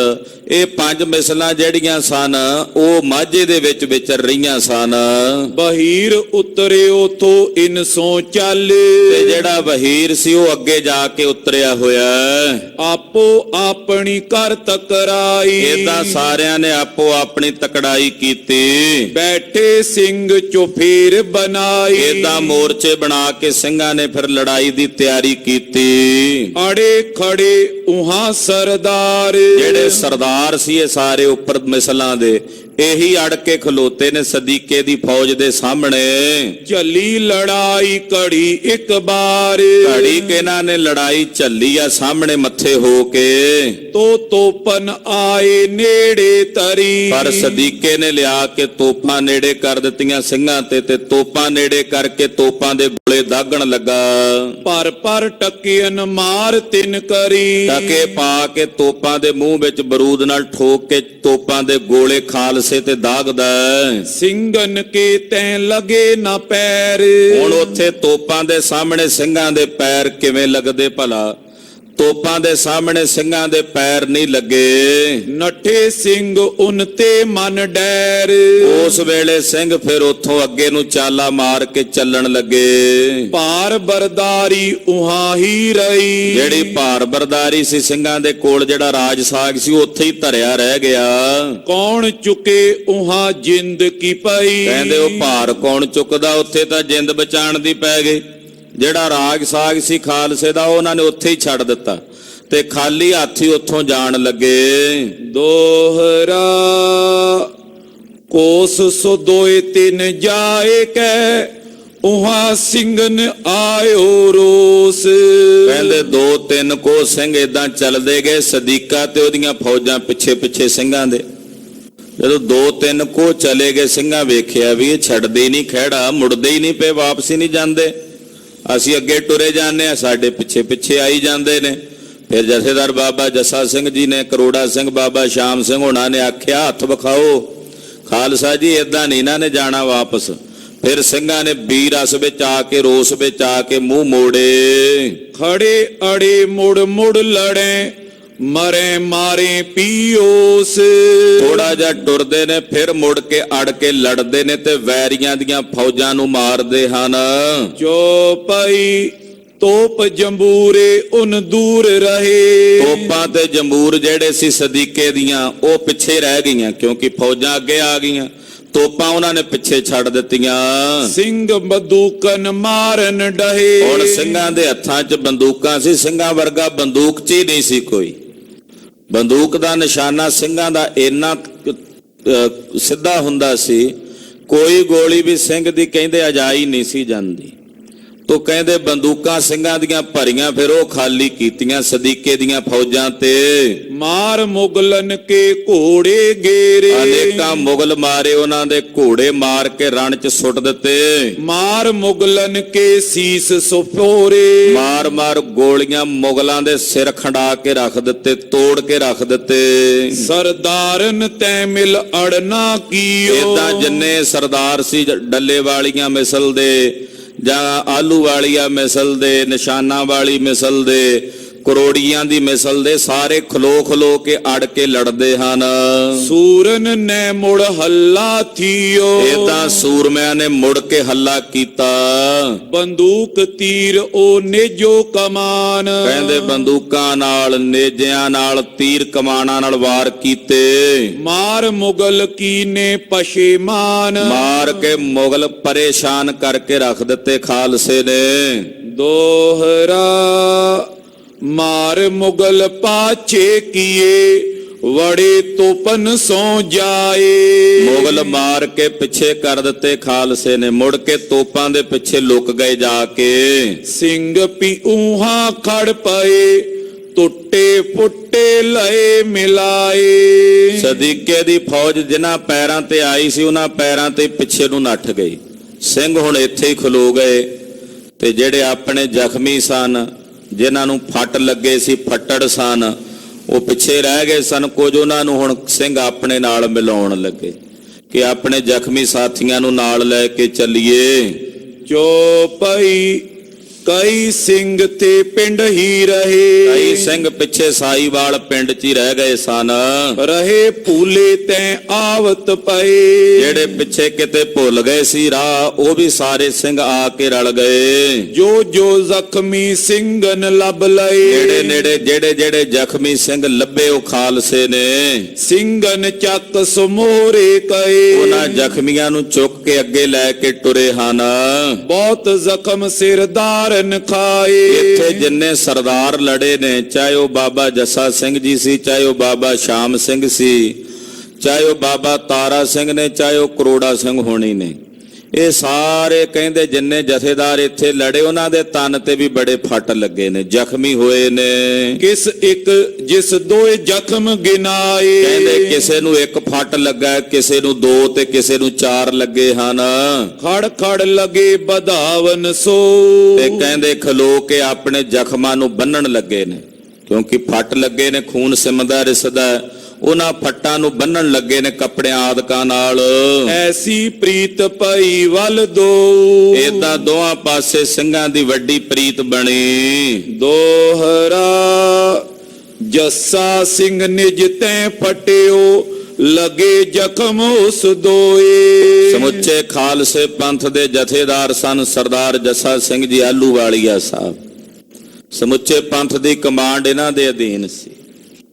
ਤੋ ਉਸ ਵੇਲੇ ਜੱਸਾ ਸਿੰਘ ਜੀ ਦੇ ਸਰੀਰ ਦੇ ਉੱਤੇ 2 ਫੱਟ ਵੱਜੇ ਸਨ, ਬੜੇ ਡੂੰਘੇ। ਉੱਥੇ ਖਲੋ ਕੇ ਉਹਨਾਂ ਨੇ ਆਪਣੇ ਜ਼ਖਮ ਜਿਹੜੇ ਨੇ ਦੋਵੇਂ ਸੀਤੇ ਹਨ। ਪਹੁੰਚ ਡਰੋਲੀ ਕਰ ਡੇਰੋ, ਭਇਓ ਚੰਗੋ ਤੈ ਸੋਏ। ਫਿਰ ਜਥੇਦਾਰ ਬਾਬਾ ਜੱਸਾ ਸਿੰਘ ਜੀ ਚੱਲ ਕੇ ਡਰੋਲੀ ਆਏ ਤੇ ਡਰੋਲੀ ਆ ਕੇ ਉਹਨਾਂ ਨੇ ਡੇਰਾ ਕੀਤਾ, ਜਿੱਥੇ ਉਹਨਾਂ ਦੇ ਜ਼ਖਮ ਕੁਝ ਸਮੇਂ ਬਾਅਦ ਨਰੋਏ ਹੋਏ। ਉਹਨੇ ਦਿਨ ਬਾਬਾ ਜੱਸਾ ਸਿੰਘ ਜੀ ਨੇ ਡਰੋਲੀ ਨਗਰ ਦੇ ਵਿੱਚ ਆਪਣਾ ਡੇਰਾ ਰੱਖਿਆ। ਸਦੀਕੇ ਨੇ ਮਗਰੋਂ ਤਹਾਂ ਨਜ਼ਰਾਨਾ ਦਿਓ ਕਲਾਏ। ਹੁਣ ਸਦੀਕੇ ਨੂੰ ਪਿੱਛੇ ਪਿੱਸੂ ਪੈਣ ਲੱਗ ਪਏ। ਇਹ ਤਾਂ ਥੋੜੇ ਸਿੰਘ ਸੀ, ਮੈਂ ਤਾਂ ਭਜਾ ਦਿੱਤੇ ਤੇ ਲੜ ਲਿਆ ਉਹਨਾਂ ਨਾਲ, ਤੇ ਬਾਕੀ ਫੌਜਾਂ ਹੁਣ ਇਕੱਠੀਆਂ ਹੋ ਕੇ ਆ ਗਈਆਂ, ਕੀ ਬਣੇਗਾ ਮੇਰਾ। ਇਹਨੇ ਜਦੋਂ ਸਿੰਘ ਬਾਬਾ ਜੱਸਾ ਸਿੰਘ ਜੀ ਹੋਣੀ ਹਲੇ ਡਰੋਲੀ ਨਹੀਂ ਸੀ ਪਹੁੰਚੇ, ਇਹਨੇ ਪਿੱਛੋਂ ਪਹਿਲਾਂ ਹੀ ਨਜ਼ਰਾਨੇ ਥਾਲ ਭਰ ਕੇ ਮੋਤੀਆਂ, ਹੀਰਿਆਂ, ਜਵਾਹਰਾਤਾਂ ਦੇ ਤੇ ਮਾਇਆ ਦੇ ਗੱਫੇ ਪਿੱਛੇ ਪਿੱਛੇ ਹੀ ਖਾਲਸੇ ਦੇ ਭੇਜ ਦਿੱਤੇ। ਸਦੀਕੇ ਨੇ ਵਿਉਂਤਬੰਦੀ ਕਰਕੇ ਤੇ ਪਿੱਛੇ ਪਿੱਛੇ ਹੀ ਮਾਇਆ ਦੇ ਗੱਫੇ ਨਜ਼ਰਾਨੇ ਵਜੋਂ ਭੇਜ ਦਿੱਤੇ। ਉਧਾਰ ਉਤਾਰਿਓ ਤੁਰਤੇ ਅਬ ਹਮ ਤੁਮ ਵਹੀ ਪਰਾਏ। ਨਾਲੇ ਸੁਨੇਹਾ ਭੇਜਿਆ, ਆਖਿਆ ਖਾਲਸਾ ਜੀ ਤੁਸੀਂ ਭਾਜੀ ਪਾ ਦਿੱਤੀ ਸੀ, ਮੇਰੀ ਕਈ ਲੁੱਟੀ ਹੈ ਤੇ ਮੈਂ ਉਧਾਰ ਲਾ ਦਿੱਤਾ, ਮੈਂ ਤੁਹਾਡੇ ਤੇ ਹਮਲਾ ਕਰ ਦਿੱਤਾ, ਹੁਣ ਆਪਣਾ ਹਿਸਾਬ ਬਰਾਬਰ ਹੋ ਗਿਆ, ਅੱਗੇ ਤੋਂ ਆਪਾਂ ਫੇਰ ਭਰਾ। ਏਦਾਂ ਸਦੀਕੇ ਨੇ ਸੁਨੇਹਾ ਭੇਜਿਆ, ਕਹਿੰਦਾ ਜੀ ਤੁਸੀਂ ਮੇਰੀ ਕਈ ਲੁੱਟ ਲਈ ਸੀ ਬਾਹਰੋਂ ਤੇ ਮੈਂ ਤੁਹਾਡੇ ਤੇ ਹਮਲਾ ਕਰ ਦਿੱਤਾ, ਹੁਣ ਆਪਣਾ ਕੰਮ ਬਰਾਬਰ ਹੋ ਗਿਆ, ਲੜਾਈ ਬਰਾਬਰ। ਹੁਣ ਇਸ ਕਰਕੇ ਲੜਾਈ ਮਾਫ ਕਰੀਏ ਤੇ ਅੱਗੇ ਤੋਂ ਫੇਰ ਆਪਾਂ ਉਸੇ ਤਰ੍ਹਾਂ ਭਰਾ ਹਾਂ। ਜੋ ਪਈ ਜਾਂ ਕੋ ਗੁੱਸੋ ਤੁਸੀਂ ਨਾ ਕਰਿਓ। ਇਸ ਕਰਕੇ ਖਾਲਸਾ ਜੀ ਹੁਣ ਗੁੱਸਾ ਨਾ ਕਰਿਓ, ਤੁਸੀਂ ਹਮਲਾ ਕੀਤਾ ਤੇ ਮੈਂ ਵੀ ਕਰ ਦਿੱਤਾ, ਇਸ ਕਰਕੇ ਹੁਣ ਇਹਦਾ ਗੁੱਸਾ ਨਾ ਕਰਿਓ। ਕਹੀ ਲੁੱਟੀ ਹਮ ਨੇ ਚਿਤ ਧਰਿਓ। ਤੁਸੀਂ ਕਈ ਲੁੱਟੀ ਸੀ ਸਾਡੀ ਤੇ ਮੇਰੇ ਮਨ ਦੇ ਵਿੱਚ ਇਸ ਗੱਲ ਦਾ ਰੋਸ ਸੀ। ਸਿੰਘਨ ਕਿਓ ਹਮ ਨਿਤਯੇ ਕਾਰ। ਸਿੰਘ ਕਹਿੰਦੇ ਸਦੀਕਿਆ ਤੇਰੇ ਨਾਲ ਕਾਹਦੀ ਸਾਡੀ ਮਿੱਤਰਤਾ ਬਈ, ਤੂੰ ਨਜ਼ਰਾਨਾ ਪਹਿਲਾਂ ਭੇਜ ਦਿੰਦਾ ਤੇ ਅਸੀਂ ਤੇਰੀ ਕਈ ਲੁੱਟਦੇ ਹੀ ਨਾ। ਵਾਅਦਾ ਤਾਂ ਤੈਂ ਕੀਤਾ, ਵਕੀਲ ਸਾਡੇ ਖਾਲੀ ਮੋੜੇ ਨੇ ਤੈਂ, ਤੇ ਅੱਗੇ ਤੋਂ ਵੀ ਅਸੀਂ ਟਾਲਾ ਥੋੜੀ ਕਰਨਾ, ਇੱਕ ਵਾਰੀ ਥੋੜੀ ਲੁੱਟਣੀਆਂ ਕਈ, ਦੁਬਾਰਾ ਫਿਰ ਲੁੱਟ ਲਾਂਗੇ ਜੇ ਇਦਾਂ ਦੀ ਕਰਤੂਤ ਕਰੇਗਾ ਮੁੜ ਕੇ ਤਾਂ। ਹਾਂਜੀ, ਲੜੇ ਮਰੇ ਨਿਤ ਤੁਰਕਨ ਨਾਰ। ਸਾਡਾ ਤਾਂ ਕੰਮ ਹੀ ਤੁਹਾਡੇ ਵਰਗੇ ਮਲੇਛਾਂ ਨਾਲ ਲੜਨਾ, ਤੁਹਾਡੇ ਨਾਲ ਲੜਨ ਵਾਸਤੇ ਹੀ ਸਤਿਗੁਰਾਂ ਨੇ ਸਾਨੂੰ ਸਾਜਿਆ। ਸਾਡਾ ਤਾਂ ਕੰਮ ਹੀ ਆ ਲੜਨਾ। ਖਾਲਸਾ ਸੋ ਜੋ ਕਰਾ ਨਿਤ ਜੰਗ। ਅਸੀਂ ਤਾਂ ਸਵੇਰੇ ਉੱਠ ਕੇ ਅਰਦਾਸਾਂ ਹੀ ਇਹ ਕਰਦੇ ਆ, ਮਹਾਰਾਜ ਮਲੇਛਾਂ ਦੇ ਨਾਲ ਜੰਗ ਕਰਾਓ, ਸਾਡਾ ਮਲੇਛਾਂ ਨਾਲ। ਤੁਹਾਡੇ ਨਾਲ ਜੰਗ ਕਰਨ ਵਾਸਤੇ ਹੀ ਸਤਿਗੁਰਾਂ ਨੇ ਸਾਨੂੰ ਸਾਜਿਆ, ਤੇ ਜੰਗ ਤੁਹਾਡੇ ਨਾਲ ਰੋਜ਼ ਹੁੰਦਾ ਰਹੇ, ਸਾਨੂੰ ਤਾਂ ਸਵਾਦ ਆਉਂਦਾ ਹੈ। ਤੈ ਨਜ਼ਰਾਨਿਓ ਦੇਰ ਲਗਾਈ। ਤੂੰ ਨਜ਼ਰਾਨਾ ਦੇਣ ਤੋਂ ਦੇਰ ਲਾਈ ਹੈ, ਪਹਿਲਾਂ ਮਾਇਆ ਨਹੀਂ ਭੇਜੀ, ਖਾਲਸੇ ਦੇ ਜਿਹੜੇ ਟਕੇ ਮੁਕਰਰ ਕੀਤੇ ਸੀ, ਅਸੀਂ ਆਪਣਾ ਹੱਕ ਲੈਣਾ ਸੀ ਤੇਰੇ ਕੋਲੋਂ, ਤੂੰ ਪਹਿਲਾਂ ਨਜ਼ਰਾਨਾ ਭੇਟ ਨਹੀਂ ਕੀਤਾ, ਦੇਰੀ ਲਾਈ ਹੈ। ਤਉ ਖਾਲਸੇ ਨੇ ਕਈ ਲੁਟਾਈ। ਤਾਂ ਅਸੀਂ ਤੇਰੀ ਜਿਹੜੀ ਕਹੀ ਹੈ ਉਹ ਲੁੱਟੀ ਹੈ। ਅੱਗੇ ਖਾਲਸੇ ਸੋ ਖੋਟੀ ਕਰੇ। ਸਦੀਕਿਆ ਯਾਦ ਰੱਖੀ, ਜੇ ਅੱਗੇ ਤੂੰ ਖਾਲਸੇ ਨਾਲ ਖੋਟੀ ਕੀਤੀ, ਅੱਗੇ ਤੋਂ ਜੇ ਤੂੰ ਖਾਲਸੇ ਨਾਲ ਵੈਰ ਚਿਤਵਿਆ, ਸਿੰਘ ਲੁੱਟਣ ਤੇ ਫਿਰ ਕਬ ਟਰੇ। ਤੇ ਅਸੀਂ ਸਿੰਘ ਆ, ਅਸੀਂ ਫਿਰ ਨਹੀਂ ਲੁੱਟਣ ਤੋਂ ਟਲਣਾ। ਹੁਣ ਤਾਂ ਕੱਲੀ ਬਾਹਰੋਂ ਕਈ ਲੁੱਟੀ ਸੀ, ਮੇਰੇ ਮੁੜ ਕੇ ਸਰਹੰਦ ਵੀ ਆ ਕੇ ਲੁੱਟਾਂਗੇ ਤੇਰਾ ਸ਼ਹਿਰ ਵੀ। ਇਸ ਕਰਕੇ ਅੱਗੇ ਤੋਂ ਖੋਟੀ ਬਿਰਤੀ ਨਾ ਰੱਖੀ। ਕਲ ਵਕੀਲ ਉਨ ਸੁਲਾ ਠਹਿਰਾਈ। ਉਹਨੇ ਵਕੀਲ ਭੇਜੇ ਜੀ, ਕਹਿੰਦਾ ਨਹੀਂ ਜੀ ਸੁਲ੍ਹਾ ਕਰ ਲੋ ਜੀ, ਮੇਰੇ ਨਾਲ ਸੁਲ੍ਹਾ ਕਰ ਲੋ, ਤੁਸੀਂ ਸੁਲ੍ਹਾ ਕੋਲ ਬਿਰਤੀ ਰੱਖੋ। ਕਹਿੰਦੇ ਜਿਹੋ ਜਿਹਾ ਸ਼ੀਸ਼ੇ 'ਚ ਮੂੰਹ ਲੈ ਕੇ ਆਵੇਂਗਾ ਉਦਾਂ ਦੇ ਦਰਸ਼ਨ ਹੋ ਜਾਣਗੇ ਤੈਨੂੰ। ਸਾਡੀ ਸੁਲ੍ਹਾ ਕਿਹੜੀ ਤੇਰੇ ਨਾਲ, ਜਿਹੋ ਜੀ ਬਿਰਤੀ ਲੈ ਕੇ ਆਵੇਂਗਾ ਉਦਾਂ ਦੇ ਦਰਸ਼ਨ ਹੋ ਜਾਣਗੇ ਅੱਗੋਂ ਤੈਨੂੰ। ਏਦਾਂ ਫਿਰ ਸੁਲ੍ਹਾ ਹੋ ਗਈ। ਇੱਕ ਵਾਰੀ ਫਿਰ ਦੁਬਾਰਾ ਸਦੀਕ ਬੇਗ ਨਾਲ ਦਿਓ ਨਜ਼ਰਾਨੇ ਉਦੋਂ ਸਵਾਈ। ਕਹਿਣ ਲੱਗਾ ਜੀ ਜਿੰਨਾ ਨਜ਼ਰਾਨਾ ਮੈਂ ਪਹਿਲਾਂ ਭੇਜਦਾ ਸੀ ਹੁਣ ਉਹਦੇ ਨਾਲੋਂ ਦੁੱਗਣਾ ਭੇਜਾਂਗਾ ਪੰਥ ਦੇ ਚਰਨਾਂ 'ਚ, ਤੇ ਪੰਥ ਨੂੰ ਇਹ ਬੇਨਤੀ ਹੈ ਵੀ ਮੇਰੇ ਤੇ ਕਿਰਪਾ ਰੱਖਿਓ। ਐਸੋ ਭਇਓ ਤੋਂ 15 ਸਾਲ। ਇਹ ਤਾਂ 1815 ਸੰਮਤ ਬਿਕਰਮੀ ਦਾ ਇਹ ਸਾਲ ਸੀ ਸਾਰਾ। ਇਹ ਸਾਲ 'ਚ ਮਰਹੱਟਿਆਂ ਨਾਲ ਵੀ ਜੰਗ ਹੋਏ, ਜਲੰਧਰ ਵੀ ਫਤਿਹ ਕੀਤੀ। ਇਸੇ ਤਰ੍ਹਾਂ 1813 ਵਿੱਚ ਇਸ ਤਰੀਕੇ ਦੇ ਨਾਲ ਕਹਿੰਦੇ ਸਾਰਾ ਸਮਾਂ ਬੀਤਿਆ। ਨਿਤ ਪ੍ਰਤ ਵਧਿਓ ਸਿੰਘਨ ਇਕਬਾਲ। ਇਹ ਤਾਂ ਸਿੰਘਾਂ ਦਾ ਇਕਬਾਲ ਦਿਨਾਂ ਪ੍ਰਤੀ ਨਿਤ ਪ੍ਰਤੀ ਵਧਦਾ ਹੈ। ਖਾਲਸੇ ਜੀ ਕੇ ਬੋਲ ਬਾਲੇ ਨਿਤਾ ਪ੍ਰਤੀ ਵਧ ਰਹੇ ਹਨ। ਦੋਹਰਾ ਸ਼ਾਹ ਕਾਬਲੀ ਕੱਢ ਦਿਓ ਸਿੰਘਨ ਮਰਹਟਨ ਰਲ। ਖਾਲਸੇ ਤੇ ਮਰਹੱਟਿਆਂ ਨੇ ਰਲ ਕੇ ਅਬਦਾਲੀ ਦੀਆਂ ਫੌਜਾਂ ਭਜਾ ਦਿੱਤੀਆਂ ਸੀ। ਤੈਮੂਰ ਸ਼ਾਹ ਲਾਹੌਰ ਤੋਂ ਭਜਾ ਦਿੱਤਾ, ਜਲੰਧਰ ਤੋਂ ਅਬਦੁਲ ਸਮੁੰਦ ਸਰਬੁਲੰਦ ਖਾਂ ਭਜਾਇਆ, ਸਰਹੰਦ ਤੋਂ ਅਬਦੁਲ ਸਮੁੰਦ ਖਾਂ ਭਜਾ ਦਿੱਤਾ। ਏਦਾਂ ਜਦੋਂ ਮਰਹੱਟਿਆਂ ਤੇ ਸਿੰਘਾਂ ਨੇ ਰਲ ਕੇ ਅਬਦਾਲੀ ਦੇ ਸੂਰਮੇ ਭਜਾਏ, ਤੇ ਅਬਦਾਲੀ ਨੇ ਕਿੱਥੇ ਸੁੱਖ ਨਾਲ ਸੌਣਾ ਸੀ ਉੱਥੇ, ਉਹਨੂੰ ਕਿਹੜਾ ਨੀਂਦ ਪੈਂਦੀ ਸੀ ਉੱਥੇ। ਉਹਨੇ ਵੇਖਿਆ ਵੀ ਮੇਰਾ, ਉਹਨੇ 5 ਸੂਬੇ ਜਿਹੜੇ ਸੀ ਨਾ ਇਹ ਆਪਣੇ ਰਾਜ ਨਾਲ ਮਿਲਾ ਲਏ ਸੀ। ਮੁਲਤਾਨ ਵੀ ਖਾਲੀ ਕਰਾ ਲਿਆ ਖਾਲਸੇ ਨੇ। ਤੋ ਇਹਨੂੰ ਅਬਦਾਲੀ ਨੂੰ ਹੁਣ ਬੜੀ ਚਿੱਪ ਚੜੀ ਵੀ ਮੁੜ ਕੇ ਫਿਰ ਹੱਲਾ ਕਰਾਂ ਤੇ ਆਪਣੇ ਕਬਜ਼ੇ 'ਚ ਕਰਾਂ ਸਭ ਕੁਝ। ਤੋ ਅਬਦਾਲੀ ਦੀਆਂ ਜਦੋਂ ਫੌਜਾਂ, ਉਹਦੇ ਜਰਨੈਲ, ਉਹਦੇ ਪੁੱਤਰਾਂ ਨੂੰ ਖਾਲਸੇ ਤੇ ਮਰਹੱਟਿਆਂ ਨੇ ਪੰਜਾਬ 'ਚੋਂ ਕੱਢ ਦਿੱਤਾ। ਮਰਹੱਟੇ ਫੈਲ ਸਭ ਥਾਂ ਗਏ, ਦਿੱਲੀ ਲਾਹੌਰ ਸੋਮਲ। ਇਹ ਜਿਹੜੇ ਮਰਹੱਟੇ ਸੀ ਨਾ ਫਿਰ ਇਹਨਾਂ ਨੇ ਆਪ ਉਦਰੀਆਂ ਕਰਨੀਆਂ ਸ਼ੁਰੂ ਕਰਤੀਆਂ। ਇਹ ਦਿੱਲੀ ਤੇ ਲਾਹੌਰ ਤੱਕ ਫੈਲ ਗਏ ਸਾਰੇ ਪਾਸੇ। ਅਬਦਾਲੀ ਦੇ ਸੂਰਮੇ ਤਾਂ ਭੱਜ ਗਏ, ਹੁਣ ਇਹ ਹੀ ਸੂਰਮੇ ਬਣੇ ਫਿਰਦੇ ਸੀ। ਉਧਰ ਦਿੱਲੀ ਤੇ ਵੀ ਇਹਨਾਂ ਦਾ ਰਾਜ, ਇਧਰ ਲਾਹੌਰ ਤੇ ਵੀ ਆ ਕੇ ਇਹਨਾਂ ਨੇ ਕਬਜ਼ਾ ਕਰ ਲਿਆ। ਸੁਨੀ ਨਵਾਬ ਲਾਹੌਰੀਅਨ ਚਾਹੇ ਸੋ ਗਾਜ਼ ਦਿਆ ਏ। ਹੁਣ ਜਦੋਂ ਲਾਹੌਰੀ ਨਵਾਬਾਂ ਨੇ ਗੱਲ ਸੁਣੀ ਕਿ ਗਾਜੀ ਦੀਨ ਆ ਕੇ ਸਾਡੇ ਤੇ ਹਮਲਾ ਕਰਕੇ ਸਾਡਾ ਜਿਹੜਾ ਲਾਹੌਰ ਹੈ ਇਹ ਵੀ ਆਪਣੇ ਕਬਜ਼ੇ 'ਚ ਕਰਨਾ ਚਾਹੁੰਦਾ ਹੈ। ਦੈ ਡੋਲੋ ਉਨ ਮੋੜਿਅਨ ਸੋ ਦਿੱਲੀ ਕੇ ਰਾਹੋ। ਲਾਹੌਰੀਏ ਨਵਾਬਾਂ ਨੇ ਗਾਜੀ ਦੀਨ ਨੂੰ ਲੜਕੀਆਂ ਆਪਣੀਆਂ ਦੇ ਡੋਲੇ ਦੇ ਕੇ ਤੇ ਵਾਪਸ ਦਿੱਲੀ ਨੂੰ ਤੋਰ ਦਿੱਤਾ। ਚੌਪਈ ਸ਼ਾਹ ਦਿੱਲੀ ਕੋ ਸੁਸਤ ਸੋ ਪਇਓ। ਉਹਨਾਂ ਦਿਨਾਂ ਵਿੱਚ ਮੁਗਲ ਬਾਦਸ਼ਾਹ ਸੀ ਅਹਿਮਦ ਸ਼ਾਹ, ਉਹ ਕੈਦ ਹੀ ਕੀਤਾ ਹੋਇਆ ਸੀ, ਉਹ ਸੁਸਤੀ ਦਾ ਮਾਰਿਆ ਹੋਇਆ। ਵਜ਼ੀਰ ਗਾਜ਼ ਦੀ ਗਾਜਤ ਪਇਓ। ਜਿਹੜਾ ਗਾਜੀ ਦੀਨ ਵਜ਼ੀਰ ਹੈ ਇਹ ਹੀ ਗੱਜਦਾ ਰਿਹਾ, ਇਹ ਹੀ ਮਰਹੱਟਿਆਂ ਨੂੰ ਲਿਆ ਕੇ ਰਾਜ ਕਰਦਾ ਰਿਹਾ। ਮਨ ਮੈਂ ਗਾਜ਼ ਦੀ ਕੀਓ ਅਭਿਮਾਨ। ਹੁਣ ਗਾਜੀ ਦੀਨ ਨੂੰ ਵਡਿਆਈ ਮਿਲ ਗਈ ਤੇ ਹੰਕਾਰ ਤੇ ਹੈਂਕੜ ਨਾਲ ਭਰ ਗਿਆ। ਇਹ ਜਿਹੜੀ ਰਾਜ ਸੱਤਾ ਹੁੰਦੀ ਹੈ ਨਾ ਇਹ ਬੜੀ ਭਿਆਨਕ ਹੁੰਦੀ। ਜਦੋਂ ਨਾ ਹੋਵੇ ਬੰਦੇ ਕੋਲ ਉਦੋਂ ਹਰ ਇੱਕ ਦੇ ਅੱਗੇ ਹੱਥ ਜੋੜ ਕੇ ਜੀਜੜੀਆਂ ਕੱਢਦਾ ਫਿਰਦਾ ਹੁੰਦਾ ਹੈ। ਜਦੋਂ ਮਿਲ ਜਾਏ ਤੇ ਫਿਰ ਉਹਨਾਂ ਨੂੰ ਹੀ ਅੱਖਾਂ ਕੱਢਣ ਲੱਗ ਪੈਂਦਾ, ਮੈਂ ਇਦਾਂ ਕਰ ਦਿਉ ਆਹ ਕਰ ਦਿਉ। ਇਹ ਰਾਜ ਸੱਤਾ ਹੈ ਹੀ ਐਸੀ। ਰਾਜ ਸੱਤਾ ਜਦੋਂ ਗਾਜੀ ਦੀਨ ਕੋਲ ਆ ਗਈ ਬਹਾਨੀ ਹੋ ਗਿਆ, ਹੰਕਾਰੀ ਹੋ ਗਿਆ। ਬੁਲਾਏ ਗੰਗ ਪਟਕਿਓ ਬਖਾਨ। ਇੱਕ ਗੰਗ ਨਾਮ ਦਾ ਭੱਟ ਸੀ, ਬੜਾ ਪ੍ਰਸਿੱਧ ਭੱਟ ਸੀ ਉਹਨਾਂ ਵੇਲਿਆਂ ਵਿੱਚ। ਇਹ ਇਟਾਵਾ ਦੇ ਇਲਾਕੇ ਦਾ ਰਹਿਣ ਵਾਲਾ ਸੀ, ਹਿੰਦੀ ਦਾ ਸ਼੍ਰੋਮਣੀ ਕਵੀ ਸੀ ਤੇ ਬੜਾ ਪ੍ਰਸਿੱਧ ਕਵੀ ਸੀ। ਗੰਗਾ ਪ੍ਰਸਾਦ ਇਹਦਾ ਨਾਂ ਸੀ। ਇਹਨੇ ਉਹਨੂੰ ਸੱਦਿਆ ਗਾਜੀ ਦੀਨ ਨੇ ਕਿ ਉਹਦੇ ਕੋਲੋਂ ਮੈਂ ਆਪਣੀ ਸਿਫਤ ਦੇ ਛੰਦ ਬਣਾਵਾਂ ਵੀ ਮੈਂ ਹਿੰਦੁਸਤਾਨ ਦਾ ਬਾਦਸ਼ਾਹ ਇਸ ਵੇਲੇ, ਕਿਉਂਕਿ ਜਿਹੜਾ ਅਸਲ ਬਾਦਸ਼ਾਹ ਸੀ ਉਹ ਕੈਦੀ ਕੀਤਾ, ਅੰਨਾ ਕਰਕੇ ਮਾਰਿਆ ਇਹਨਾਂ ਨੇ ਅਹਿਮਦ ਸ਼ਾਹ ਨੂੰ। ਇੱਕ ਅਹਿਮਦ ਸ਼ਾਹ ਅਬਦਾਲੀ ਸੀ, ਇਹ ਅਹਿਮਦ ਸ਼ਾਹ ਮੁਗਲ ਬਾਦਸ਼ਾਹ ਸੀ। ਮੁਹੰਮਦ ਸ਼ਾਹ ਰੰਗੀਲੇ ਤੋਂ ਬਾਅਦ ਹਿੰਦੁਸਤਾਨ ਦਾ ਇਹ ਬਾਦਸ਼ਾਹ ਬਣਿਆ। ਮੁਹੰਮਦ ਸ਼ਾਹ ਰੰਗੀਲਾ ਜਿਹੜਾ ਸੀ ਉਹ ਗਾਜੀ ਦੀਨ ਨੂੰ ਉਹਨੇ ਆਪਣਾ ਬਨਰਾ ਬਣਾਇਆ ਹੋਇਆ ਸੀ। ਕਹਿੰਦਾ ਇਹ ਮੇਰਾ ਲਾੜਾ ਹੈ।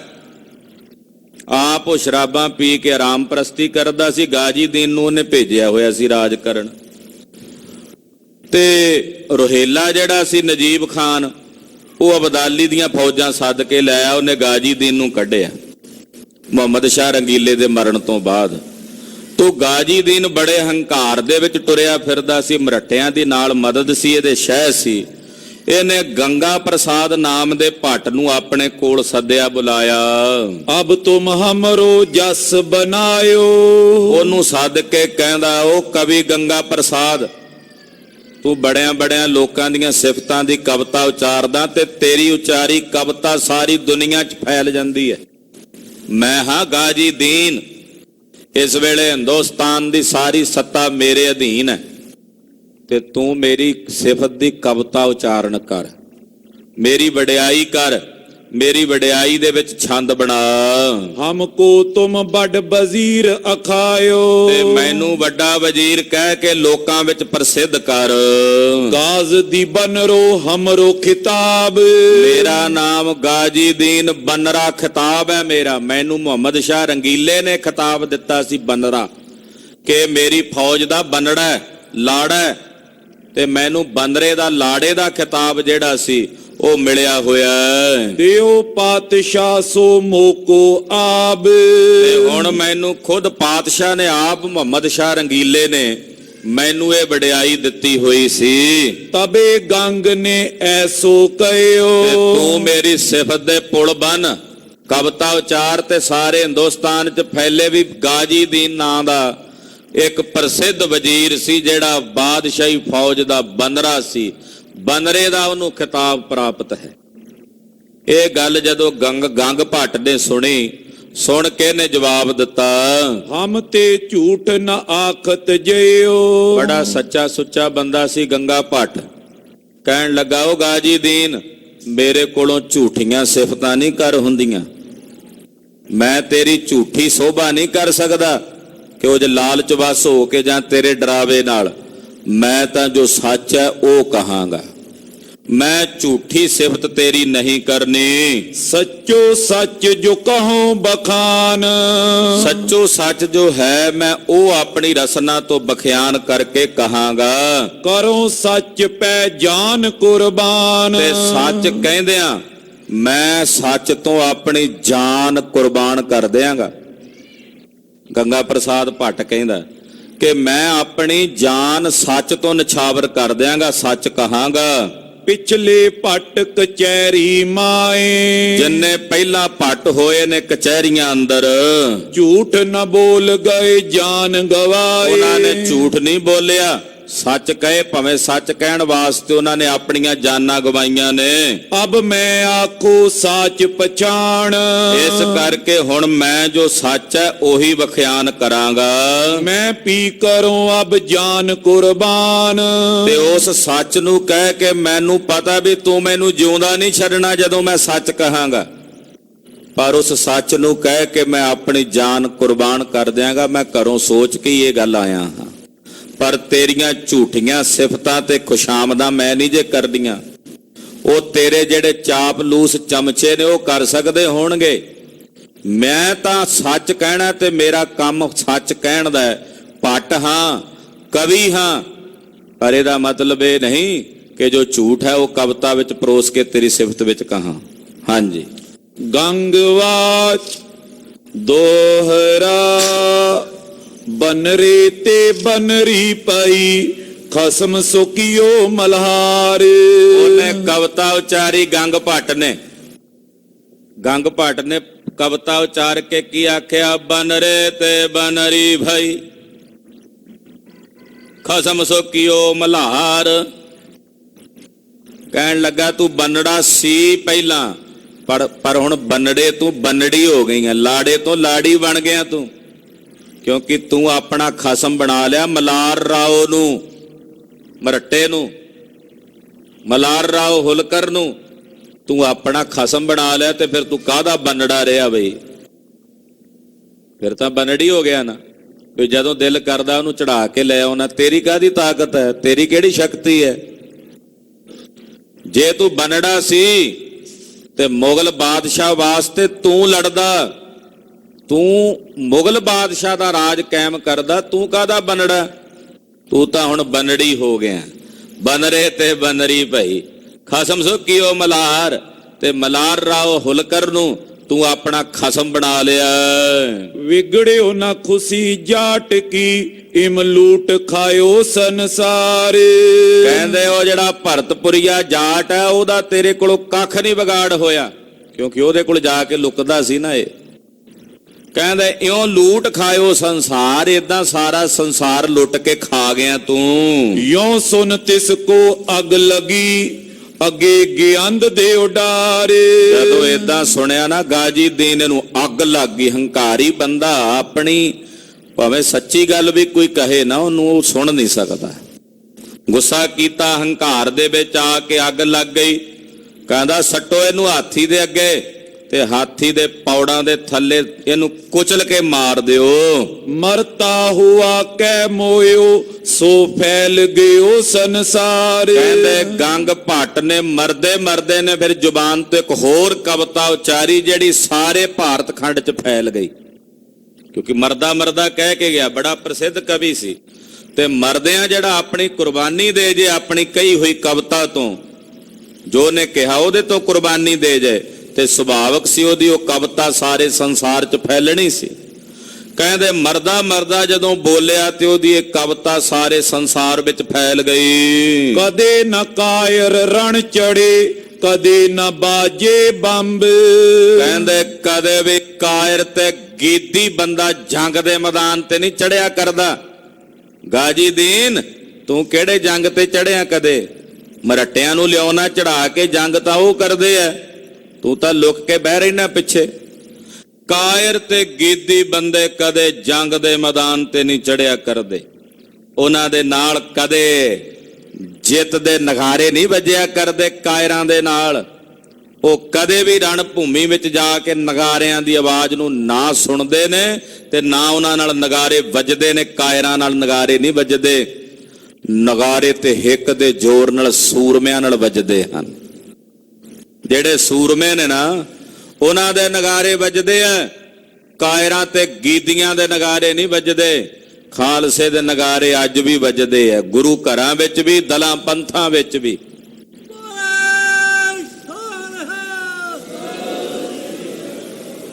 ਕਹਿੰਦੇ ਕਾਇਰਾਂ ਦੇ ਨਗਾਰੇ ਨਹੀਂ ਵੱਜਿਆ ਕਰਦੇ, ਗੀਦੀਆਂ ਦੇ, ਸੂਰਮਿਆਂ ਦੇ ਨਗਾਰੇ ਵੱਜਦੇ ਹਨ। ਸਗਲ ਸਭਾ ਕੋ ਰਾਮ ਰਾਮ, ਵਿਦਾ ਹੋਤ ਹੈ ਗੰਗ। ਜਦੋਂ ਹਾਥੀ ਦੇ ਪੈਰਾਂ ਥੱਲੇ ਕੁਚਰਨ ਲੱਗੇ ਸਾਰਿਆਂ ਨੂੰ ਉਚਾਰ ਕੇ ਨਾ ਇਹ ਕਵਿਤਾ, ਕਦੇ ਨਾ ਕਾਇਰ ਰਣ ਚੜ੍ਹੈ, ਕਦੇ ਨਾ ਬਾਜਾ ਬੰਬ।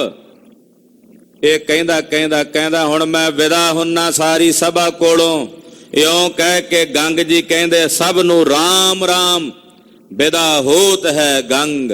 ਗੰਗਾ ਪ੍ਰਸਾਦ ਹੁਣ ਤੁਹਾਡੇ ਤੋਂ ਵਿਦਾ ਲੈਂਦਾ ਹੈ। ਇਹ ਗੱਲ ਜਦੋਂ ਕਹੀ ਤੇ ਗਾਜੀ ਦੀਨ ਦੀ ਕਹਿੰਦੇ ਜਿਹੜੀ ਇਹ ਅਪਮਾਨ ਭਰੀ ਇਹਦੇ ਸ਼ਬਦ ਕਵਿਤਾ ਦੇ ਵਿੱਚ ਸਨ, ਉਹ ਸਾਰੇ ਸੰਸਾਰ 'ਚ ਫੈਲ ਗਏ। ਚੋਪਈ ਯਹੀ ਗਜ਼ਬ ਗਾਜ਼ ਦੀ ਪੈ ਪੜਾ। ਗੰਗਾ ਪ੍ਰਸਾਦ ਨੂੰ ਮਾਰਨ ਦਾ ਪਾਪ ਗਾਜੀ ਦੀਨ ਦੇ ਉੱਤੇ ਗਜਬ ਗਣ ਕੇ ਪੈ ਗਿਆ। ਗਾਜ਼ ਦੀ ਮਰਹਟਨ ਕੋ ਲੈ ਹੜਾ। ਇਹ ਗਾਜੀ ਦੀਨ ਆਪ ਤਾਂ ਮਰਨਾ ਹੀ ਸੀ, ਮਰਟਿਆਂ ਨੂੰ ਵੀ ਲੈ ਡੁੱਬਿਆ ਏ, ਉਹਨਾਂ ਨੂੰ ਵੀ ਲੈ ਕੇ ਮਰਿਆ। ਸੋ ਸੁਨਿਓ ਅੱਗੇ ਕਹਾਣੀ। ਕਹਿੰਦੇ ਉਹ ਕਹਾਣੀ ਹੁਣ ਤੁਹਾਨੂੰ ਅੱਗੇ ਸੁਣਾਉਨੇ ਆ। ਵਿਸ਼ਵਾਸ ਰਾਏ ਸਿਰ ਭਾਊ ਬਿਹਾਣੀ। ਜਿਵੇਂ ਵਿਸ਼ਵਾਸ ਰਾਏ ਭਾਊ ਦੇ ਸਿਰ ਦੇ ਉੱਤੇ ਬੀਤੀ ਆ ਉਹ ਵੀ ਦੱਸਦੇ ਹਾਂ। ਦੋਹਰਾ ਗਿਲ ਜਨ ਤੇ ਹਿੰਦ ਛੁੱਟ ਗਈ, ਰਿਓ ਅਟਕ ਕਸ਼ਮੀਰ। ਕਹਿੰਦੇ ਗਿਲਜਿਆਂ ਦੇ ਕੋਲੋਂ ਹਿੰਦੁਸਤਾਨ ਦੇ 3 ਸੂਬੇ ਜਿਹੜੇ ਸਾਨੂੰ ਛੁੱਟ ਗਏ। ਮੁਲਤਾਨ ਲਾਹੌਰ ਦਾ ਸੂਬਾ ਜਿਹੜਾ ਸੀ ਉਹ ਛੁੱਟ ਗਿਆ, ਸਿੰਧ ਦਾ ਸੂਬਾ ਛੁੱਟ ਗਿਆ। ਉਹਦੇ ਕੋਲ ਹੁਣ ਗਿਲਜਿਆਂ ਦੇ ਕੋਲ ਜਿਹੜਾ ਹਿੰਦੁਸਤਾਨ ਤੋਂ 2 ਸੂਬੇ ਤੋੜੇ ਸੀ, ਇੱਕ ਅਟਕ ਦਾ ਇਲਾਕਾ ਤੇ ਦੂਜਾ ਕਸ਼ਮੀਰ ਦਾ। ਕੇਵਲ ਇਹ ਗਿਲਜਿਆਂ ਦੇ ਕੋਲ 2 ਇਲਾਕੇ ਰਹਿ ਗਏ। ਹਿੰਦ ਪਾਤਸ਼ਾਹ ਲੈਨ ਫਿਰ ਕਰੀ ਸ਼ਾਹ ਤਤਬੀਰ। ਹੁਣ ਅਬਦਾਲੀ ਨੇ ਦੁਬਾਰਾ ਇਹਨਾਂ ਹਿੰਦੁਸਤਾਨ ਦੇ ਉੱਤੇ ਕਬਜ਼ਾ ਕਰਨ ਵਾਸਤੇ ਤਦਬੀਰ ਰਚੀ, ਜੁਗਤ ਬਣਾਈ ਕਿ ਹਿੰਦੁਸਤਾਨ ਨੂੰ ਮੈਂ ਦੁਬਾਰਾ ਆਪਣੇ ਅਧੀਨ ਕਰਾਂ। ਜੋ ਪਈ ਲਾਹੌਰੇ ਛੋੜ ਗਿਓਸ ਬੇਟਾ। ਜਦੋਂ ਤੈਮੂਰ ਸ਼ਾਹ ਲਾਹੌਰੋਂ ਨਿਕਲਿਆ ਨਾ, ਮਰੱਟਿਆਂ ਨੇ ਕੱਢਿਆ, ਖਾਲਸੇ ਨੇ ਰਲ ਕੇ, ਤੇ ਤੈਮੂਰ ਸ਼ਾਹ ਜਦੋਂ ਭੱਜ ਕੇ ਗਿਆ ਵਾਪਸ ਅਬਦਾਲੀ ਕੋਲ, ਲਗੀ ਅੱਗ ਤਬ ਤੇ ਉਸ ਪੇਟਾ। ਉਹਦੇ ਢਿੱਡ ਦੇ ਵਿੱਚ ਅੱਗ ਲੱਗ ਗਈ ਅਬਦਾਲੀ ਦੇ ਵੇਖ ਕੇ ਵੀ ਮੇਰੇ ਪੁੱਤਰ ਨੂੰ ਕੱਢ ਦਿੱਤਾ ਲਾਹੌਰ ਤੋਂ, ਮੇਰਾ ਰਾਜ ਦੁਬਾਰਾ ਇਹਨਾਂ ਨੇ ਖੋਹ ਲਿਆ। ਤੇ ਅੱਗ ਲੱਗ ਗਈ ਅਬਦਾਲੀ ਨੂੰ ਇਹ ਵੇਖ ਕੇ। 3 ਲੱਖ ਫੌਜ ਫੇਰ ਕਰ ਲਿਆਇਓ। ਫਿਰ 2-3 ਹਜ਼ਾਰ ਨਹੀਂ 3 ਲੱਖ ਅਬਦਾਲੀ ਫੌਜ ਲੈ ਕੇ ਆਇਆ ਆਪਣੇ ਨਾਲ ਇਕੱਠੀ ਕਰਕੇ। 3 ਲੱਖ ਫੌਜ ਬੜੀ ਵੱਡੀ ਫੌਜ ਹੁੰਦੀ ਹੈ। ਅਫਗਾਨੀਆਂ ਦੀ ਫੌਜ ਲੈ ਕੇ ਆਪਣੇ ਨਾਲ ਕਾਬਲੀਆਂ ਦੀ ਇਹ ਚੜ ਕੇ ਆਇਆ।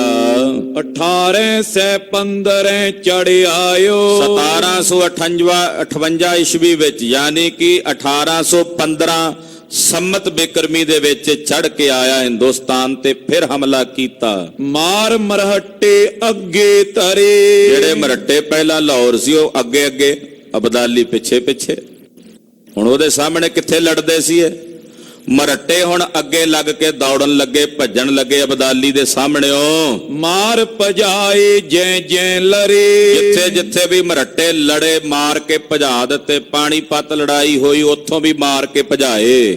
ਦਿੱਲੀ ਬਿਨਾ ਰਹਿਓ ਨੇ ਠਾਣਾ। ਬਸ ਹੁਣ ਦਿੱਲੀ ਵਿੱਚ ਇੱਕ ਟਿਕਾਣਾ ਰਹਿ ਗਿਆ ਮਰਹੱਟਿਆਂ ਦਾ। ਦਿੱਲੀ ਤਾਂ ਹੀ ਮਰਹੱਟਿਆਂ ਕੋਲੋਂ ਇਲਾਕਾ ਅਬਦਾਲੀ ਨੇ ਆਉਂਦੇ ਹੀ ਖਾਲੀ ਕਰਾ ਲਿਆ। ਝੁਨਕੋ ਜੱਟ ਕੇ ਪਾਸ ਲੁਕ ਠਕਾਣਾ। ਇੱਕ ਝੁਨਕਰ ਰਾਓ ਨਾਮ ਦਾ ਜੱਟ ਸੀ ਇੱਧਰ, ਉਹਦੇ ਕੋਲ ਜਾ ਕੇ ਮਰਹੱਟੇ ਲੁਕਣ ਲੱਗੇ। ਸਭ ਮੁਸਲਮਾਨੀ ਇਕੱਠੀ ਪਈ। ਉੱਥੇ ਬਹੁਤ ਸਾਰੇ ਮੁਸਲਮਾਨ ਇਕੱਠੇ ਹੋਏ। ਮੁਗਲ ਪਠਾਨਨ ਇੱਕ ਮਤ ਠਈ। ਮੁਗਲਾਂ ਤੇ ਪਠਾਣਾ ਨੇ, ਹੁਣ ਜਿਹੜੇ ਪਹਿਲਾਂ ਮੁਗਲ ਸੀ ਉਹ ਪਹਿਲਾਂ ਪਠਾਣਾ ਦੇ ਨਾਲ ਲੜਦੇ ਸੀ, ਮਰਹੱਟਿਆਂ ਨੂੰ ਲੈ ਆਉਂਦੇ ਸੀ। ਉਹਨਾਂ ਵੇਖਿਆ ਵੀ ਮਰਹੱਟੇ ਤਾਂ ਉਹਨਾਂ ਨਾਲੋਂ ਵੀ ਮਾੜੇ ਆ, ਵੀ ਕੰਮ ਖਰਾਬ ਕਰਦੇ। ਹੁਣ ਉਹ ਮੁਗਲ ਤੇ ਪਠਾਨ ਇਕੱਠੇ ਹੋ ਗਏ, ਮਰਹੱਟਿਆਂ ਦੇ ਖਿਲਾਫ ਉਹਨਾਂ ਨੇ ਮੁਹਿੰਮ ਛੇੜ ਦਿੱਤੀ। ਦਏ ਮਰਹੱਟਨ ਦੇਸੋਂ ਕਢਾਏ। ਇਹ ਤਾਂ ਮਰਹੱਟੇ ਦੇਸ਼ ਚੋਂ ਕੱਢ ਦਿੱਤੇ ਇਹਨਾਂ ਨੇ, ਉਧਰ ਦੱਖਣ ਨੂੰ ਵਾਪਸ ਭੇਜ ਦਿੱਤੇ। ਹੈ ਮੁਸਲਮਾਨਨ ਇਹ ਦੁਖਦਾਏ। ਕਹਿੰਦੇ ਮਰਹੱਟੇ ਮੁਸਲਮਾਨਾਂ ਲਈ ਦੁਖਦਾਈ ਨੇ। ਦੋਹਰਾ ਸਭ ਮੁਸਲਮਾਨਨ ਕਸਮ ਕਰ ਇੱਕੋ ਕਰੀ ਸਲਾਹ। ਸਾਰਿਆਂ ਮੁਸਲਮਾਨਾਂ ਨੇ ਰਲ ਕੇ ਇੱਕੋ ਸਲਾਹ ਕਰ ਲਈ। ਪਠਾਣਾ ਨੇ ਵੀ ਤੇ ਜਿਹੜੇ ਹਿੰਦੁਸਤਾਨ ਚ ਮੁਗਲ ਸਨ ਇਹਨਾਂ ਨੇ ਵੀ, ਸਾਰਿਆਂ ਨੇ ਰਲ ਕੇ ਸਲਾਹ ਕਰ ਲਈ। ਹਿੰਦੁਸਤਾਨ ਵਜ਼ੀਰ 3 ਉਹ ਕੰਧਾਰੀ ਪਾਤਸ਼ਾਹ। ਕਹਿਣ ਲੱਗੇ ਹਿੰਦੁਸਤਾਨ ਦੇ ਵਿੱਚ 3 ਵਜ਼ੀਰ ਹੋਣਗੇ ਤੇ ਪਾਤਸ਼ਾਹ ਅਬਦਾਲੀ ਹੋਵੇਗਾ। ਇਹ ਫੈਸਲਾ ਕਰ ਲਿਆ, ਅਸੀਂ ਉਹਦੇ ਵੱਲੋਂ ਵਜ਼ੀਰ ਬਣ ਕੇ ਇੱਥੇ ਰਾਜ ਕਰਾਂਗੇ, ਪਰ ਬਾਦਸ਼ਾਹ ਅਬਦਾਲੀ ਹੋਵੇਗਾ। ਚੋਪਈ ਮਤੋ ਪਕਾਏ ਜੱਟ ਪੈ ਚੜੇ। ਇਦਾਂ ਇਹ ਸਾਰੇ ਤੁਰਕ ਮਤਾ ਪਕਾ ਕੇ ਝੁਨਕਰ ਰਾਓ ਦੇ ਉੱਤੇ ਇਹਨਾਂ ਨੇ ਹਮਲਾ ਕੀਤਾ। ਮਥਰੋ ਮਾਰ ਹਿੰਦੂ ਬਹੁ ਫੜੇ। ਔਰ ਜਾ ਕੇ ਮਥਰਾ ਮਾਰ ਕੇ ਬਹੁਤ ਸਾਰੇ ਉੱਥੋਂ ਮਰਹੱਟੇ ਜਿਹੜੇ ਸਨ ਉਹ ਫੜ ਲਏ। ਕੋਇਲ ਕੋ ਗੜ ਲਿਓ ਛੁਡਾਏ। ਅਲੀਗੜ੍ਹ ਦਾ ਪਹਿਲਾ ਨਾਂ ਜਿਹੜਾ ਸੀ ਉਹ ਕੋਇਲ ਸੀ, ਹੁਣ ਅੱਜ ਕੱਲ ਅਲੀਗੜ੍ਹ ਕਹਿੰਦੇ ਆ। ਅਲੀਗੜ੍ਹ ਨੂੰ ਕਹਿੰਦੇ ਜਾ ਕੇ ਇਹਨਾਂ ਨੇ ਛੁਡਾ ਕੇ ਆਪਣੇ ਅਧੀਨ ਕਰ ਲਿਆ। ਮਰਹੱਟਨ ਕੀ ਦਈ ਪੱਤ ਗਵਾਏ। ਮੁਸਲਮਾਨ ਅਲੀਗੜ੍ਹ ਕਹਿੰਦੇ ਆ ਤੇ ਹਿੰਦੂ ਵੀਰ ਰਾਮਗੜ੍ਹ ਕਹਿ ਦਿੰਦੇ ਆ। ਪੁਰਾਣਾ ਨਾਂ ਕੋਇਲ ਸੀ। ਉੱਥੇ ਆ ਕੇ ਇਹਨਾਂ ਨੇ ਹਮਲਾ ਕਰਕੇ ਉਹ ਆਪਣੇ ਅਧੀਨ ਕਰ ਲਿਆ ਤੇ ਮਰਹੱਟੇ ਆਪਣੀ ਪੱਤ ਗਵਾ ਕੇ ਇੱਥੋਂ ਭਜਦੇ ਹੋਏ ਦੱਖਣ ਦਿਸ਼ਾ ਨੂੰ ਚਲੇ ਗਏ ਵਾਪਸ। ਚੋਪਈ ਤਬ ਵੈ ਆਏ ਲਾਹੌਰੋਂ ਰਹਿਓ। ਕਹਿੰਦੇ ਲਾਹੌਰ ਆ ਕੇ ਅਬਦਾਲੀ ਨੇ ਆਪਣਾ ਡੇਰਾ ਪਾ ਲਿਆ। 5 ਸੂਬਨ ਸਿਰ ਤੰਤੈ ਲਿਓ। ਉਹਨੇ 5 ਸੂਬੇ ਜਿਹੜੇ ਹਿੰਦੁਸਤਾਨ ਨਾਲੋਂ ਤੋੜ ਕੇ ਆਪਣੇ ਨਾਲ ਜੋੜ ਲਏ। ਕਸ਼ਮੀਰ ਮੁਲਤਾਨ ਉਹ ਪੱਖਰ ਅਟਕ। ਕਿਹੜੇ ਕਿਹੜੇ 5 ਸੂਬੇ ਸੀ? ਕਸ਼ਮੀਰ, ਮੁਲਤਾਨ, ਪੱਖਰ ਤੇ ਅਟਕ। ਲਾਹੌਰ ਰੈਨ ਕਰ ਲੈ ਲੈ ਸਟਕ। ਔਰ 5ਵਾਂ ਸੀ ਲਾਹੌਰ। ਇਹ 5 ਸੂਬੇ ਨੇ ਆਪਣੇ ਅਧੀਨ ਕਰ ਲਏ ਵੀ ਇਹ ਮੇਰੇ ਕੋਲ ਰਹਿਣਗੇ, ਬਾਕੀ ਜਿਹੜਾ ਹਿੰਦੁਸਤਾਨ ਉਹ ਵੀ ਮੇਰੇ ਕੋਲ ਹੀ ਹੈ, ਦਿੱਲੀ ਦਾ ਤਖਤ ਵੀ, ਪਰ ਉਹ ਤੁਹਾਡੇ ਅਧੀਨ ਆ, ਤੁਸੀਂ ਉੱਥੇ ਵਜ਼ੀਰ ਬਣ ਕੇ ਰਾਜ ਕਰੋ। ਇੱਥੋਂ ਦਾ ਸਾਰਾ ਕੁਝ ਮਾਮਲਾ ਵਗੈਰਾ ਉਹ ਮੇਰਾ ਹੋਵੇਗਾ। ਇਦਾਂ 5 ਸੂਬੇ ਤੋੜ ਕੇ ਅਬਦਾਲੀ ਨੇ ਆਪਣੇ ਨਾਲ ਜੋੜ ਲਏ। ਤਬ ਵੈ ਸਿੰਘਨ ਮਾਰੇ ਚਾਹੇ। ਹੁਣ ਅਬਦਾਲੀ ਨੇ ਮਰਹੱਟੇ ਜਦੋਂ ਕੱਢ ਦਿੱਤੇ, ਕਹਿੰਦਾ ਹੁਣ ਇਹਨਾਂ ਸਿੰਘਾਂ ਨੂੰ ਵੀ ਵੇਖਾਂ। ਇਹਨਾਂ ਨੇ ਵੀ ਮੇਰੇ ਪੁੱਤ ਤੈਮੂਰ ਨੂੰ ਭਜਾਇਆ, ਸਾਡਾ ਨੱਕਦਮ ਇਹਨਾਂ ਨੇ ਵੀ ਕੀਤਾ। ਇਹਨੇ ਹੁਣ ਖਾਲਸੇ ਵੱਲ ਧਿਆਨ ਕੀਤਾ ਵੀ ਹੁਣ ਸਿੰਘਾਂ ਵਾਸਤੇ ਫਿਰ ਔਖੀ ਘੜੀ ਆਉਣੀ ਸ਼ੁਰੂ ਹੋਣ ਲੱਗੀ ਹੈ। ਕੋਈ ਸਮਾਂ ਸੁੱਖ ਦਾ ਨਿਕਲਿਆ ਸੀ, ਪਰ ਪੰਥ ਵਾਸਤੇ ਹੁਣ ਫਿਰ ਮੁਸ਼ੱਕਤਾਂ ਭਰਿਆ ਸਮਾਂ ਆਉਣ ਲੱਗਾ ਹੈ। ਇਹਨੇ ਹੁਣ ਸਿੰਘਾਂ ਵਾਲੇ ਪਾਸੇ ਧਿਆਨ ਮਾਰਿਆ ਵੀ ਹੁਣ ਇਹਨਾਂ ਨੂੰ ਮਾਰ ਕੇ ਖੁਰਾ ਖੋਜ ਮਿਟਾਵਾਂ, ਮੈਂ ਇਹ ਰਹਿਣ ਹੀ ਨਹੀਂ ਦੇਣੇ ਪੰਜਾਬ ਵਿੱਚ। ਜਹਾਨ ਖਾਨ ਸੋ ਗੈਲੇ ਰਹੇ। ਇਹਨੇ ਜਹਾਨ ਖਾਨ ਨੂੰ ਭੇਜਿਆ ਵੀ ਤੂੰ ਸਿੰਘਾਂ ਦੇ ਪਿੱਛੇ ਹੀ ਰਹਿਣਾ, ਤੂੰ ਇਹਨਾਂ ਖਾਲਸਿਆਂ ਨੂੰ ਹੀ ਨਿਬੇੜਨਾ ਮੁਕਾਉਣਾ। ਸੋ ਮਾਰੋ ਜੋਈ ਹੱਥ ਆਵੇ। ਜਿਹੜਾ ਹੱਥ ਆਵੇ ਉਹਨਾਂ ਨੂੰ ਮਾਰ ਮੁਕਾਉਣਾ, ਕੋਈ ਨਾ ਚ ਜਿਉਂਦਾ ਨਹੀਂ ਛੱਡਣਾ। ਵੈ ਬੋ ਸਿੰਘਨ ਹੱਥ ਨ ਲਗਾਵੇ। ਹੁਣ ਜਿੱਥੇ ਬਹੁਤੇ ਸਿੰਘ ਹੁੰਦੇ ਨੇ ਉੱਥੇ ਵੀ ਵਾਸਾ ਵੱਟ ਜਾਂਦਾ, ਜਿੱਥੇ ਸਿੰਘਾਂ ਦਾ ਦਾ ਲੱਗਦਾ ਸਿੰਘ ਵੀ ਲਾ ਲੈਂਦੇ। ਏਦਾਂ ਅਬਦਾਲੀ ਦੇ ਨਾਲ ਹੁਣ ਖਾਲਸੇ ਦਾ ਦਸਤ ਪੰਜਾ ਹੁੰਦਾ ਰਹਿੰਦਾ। ਉਹ ਕਥਾ ਆਪ ਜੀ ਅਗਲਿਆਂ ਪ੍ਰਸੰਗਾਂ ਵਿੱਚ ਸਰਵਣ ਕਰੋਗੇ। ਗੁਰੂ ਖਾਲਸੇ ਪੰਥ ਦਾ ਪਾਵਨ ਪਵਿੱਤਰ ਇਤਿਹਾਸ ਹੈ। ਕਥਨ ਕਰਦਿਆਂ ਹੋਈਆਂ ਭੁੱਲਾਂ ਚੁੱਕਾਂ ਦੀ ਖਿਮਾ। ਭੱਲੇ ਅਮਰਦਾਸ ਗੁਣ ਤੇਰੇ, ਭੱਲੇ ਅਮਰਦਾਸ ਗੁਣ ਤੇਰੇ, ਭੱਲੇ ਅਮਰਦਾਸ ਗੁਣ ਤੇਰੇ, ਭੱਲੇ ਅਮਰਦਾਸ ਗੁਣ ਤੇਰੇ, ਭੱਲੇ ਅਮਰਦਾਸ ਗੁਣ ਤੇਰੇ, ਭੱਲੇ ਅਮਰਦਾਸ ਗੁਣ ਤੇਰੇ, ਭੱਲੇ ਅਮਰਦਾਸ ਗੁਣ ਤੇਰੇ, ਭੱਲੇ ਅਮਰਦਾਸ ਗੁਣ ਤੇਰੇ। ਤੇਰੀ ਉਪਮਾ ਤੋਹਿ ਬਨ ਆਵੈ, ਤੇਰੀ ਉਪਮਾ ਤੋਹਿ ਬਨ ਆਵੈ, ਤੇਰੀ ਉਪਮਾ ਤੋਏ ਬਨ ਆਵੈ, ਤੇਰੀ ਉਪਮਾ ਤੋਏ ਬਨ ਆਵੈ, ਤੇਰੀ ਉਪਮਾ ਤੋਹਿ ਬਨ ਆਵੈ, ਤੇਰੀ ਉਪਮਾ ਤੋਹਿ ਬਨ ਆਵੈ, ਤੇਰੀ ਉਪਮਾ ਤੋਏ ਬਨ ਆਵੈ, ਤੇਰੀ ਉਪਮਾ ਤੋਏ ਬਨ ਆਵੈ। ਵਾਹਿਗੁਰੂ ਵਾਹਿਗੁਰੂ, ਵਾਹਿਗੁਰੂ ਵਾਹਿਗੁਰੂ, ਵਾਹਿਗੁਰੂ ਵਾਹਿਗੁਰੂ, ਵਾਹਿਗੁਰੂ ਵਾਹਿਗੁਰੂ, ਵਾਹਿਗੁਰੂ ਵਾਹਿਗੁਰੂ, ਵਾਹਿਗੁਰੂ ਵਾਹਿਗੁਰੂ, ਵਾਹਿਗੁਰੂ ਵਾਹਿਗੁਰੂ, ਵਾਹਿਗੁਰੂ ਵਾਹਿਗੁਰੂ। ਹੇ ਅਚੁੱਤ ਹੈ ਪਾਰ ਬ੍ਰਹਮ, ਅਗਨਾਸੀ ਅਗਨਾਸ, ਹੇ ਪੁਰਨ ਹੈ ਸਰਬ ਮੈਂ, ਦੁਖ ਭੰਜਨ ਗੁਣਤਾਸ, ਹੇ ਸੰਗੀ ਹੈ ਨਿਰੰਕਾਰ, ਹੇ ਨਿਰਗੁਣ ਸਭ ਟੇਕ, ਹੇ ਗੋਬਿੰਦ ਹੈ ਗੁਣ ਨਿਧਾਨ, ਜਾਂ ਕੇ ਸਦਾ ਬਵੇਕ, ਹੇ ਪਰੰਪਰ ਹਰ ਹਰੇ, ਹੈ ਪੀਓ ਅਣਹਾਰ, ਹੇ ਸੰਤ ਕੈ ਸਦਾ ਸੰਗ, ਨਿਧਾਰਾ ਆਧਾਰ, ਹੇ ਠਾਕੁਰ ਹਉ ਦਾਸਰੋ, ਮੈਂ ਨਿਰਗੁਣ ਗੁਣ ਨਹੀਂ ਕੋਏ, ਨਾਨਕ ਦੀਜੈ ਨਾਮ ਦਾਨ, ਰਾਖੋ ਹੀ ਐ ਪਰੋਏ, ਹੇ ਪ੍ਰਭ ਸ਼ਰਣਾਗਤੀ, ਕਿਰਪਾ ਨਿਧ ਦਿਆਲ, ਏਕ ਅਖਰ ਹਰ ਮਨ ਬਸਤ, ਨਾਨਕ ਓਤ ਨਿਆਲ, ਵਾਹਿਗੁਰੂ ਨਾਮ ਜਹਾਜ ਹੈ, ਚੜੇ ਸੋ ਤੇਰੇ ਪਾਰ, ਜੋ ਸ਼ਰਦਾ ਕਰ ਸੇਵੰਦੇ, ਗੁਰ ਪਾਰੇ ਉਤਾਰ ਨਿਆਰ, ਵਾਹਿਗੁਰੂ ਨਾਮ ਜਹਾਜ ਹੈ, ਚੜੇ ਸੋ ਤੇਰੇ ਪਾਰ, ਜੋ ਸ਼ਰਦਾ ਕਰ ਸੇਵੰਦੇ, ਗੁਰ ਪਾਰੇ ਉਤਾਰ ਨਿਆਰ। ਵਾਹਿਗੁਰੂ ਜੀ ਕਾ ਖਾਲਸਾ, ਵਾਹਿਗੁਰੂ ਜੀ ਕੀ ਫਤਿਹ।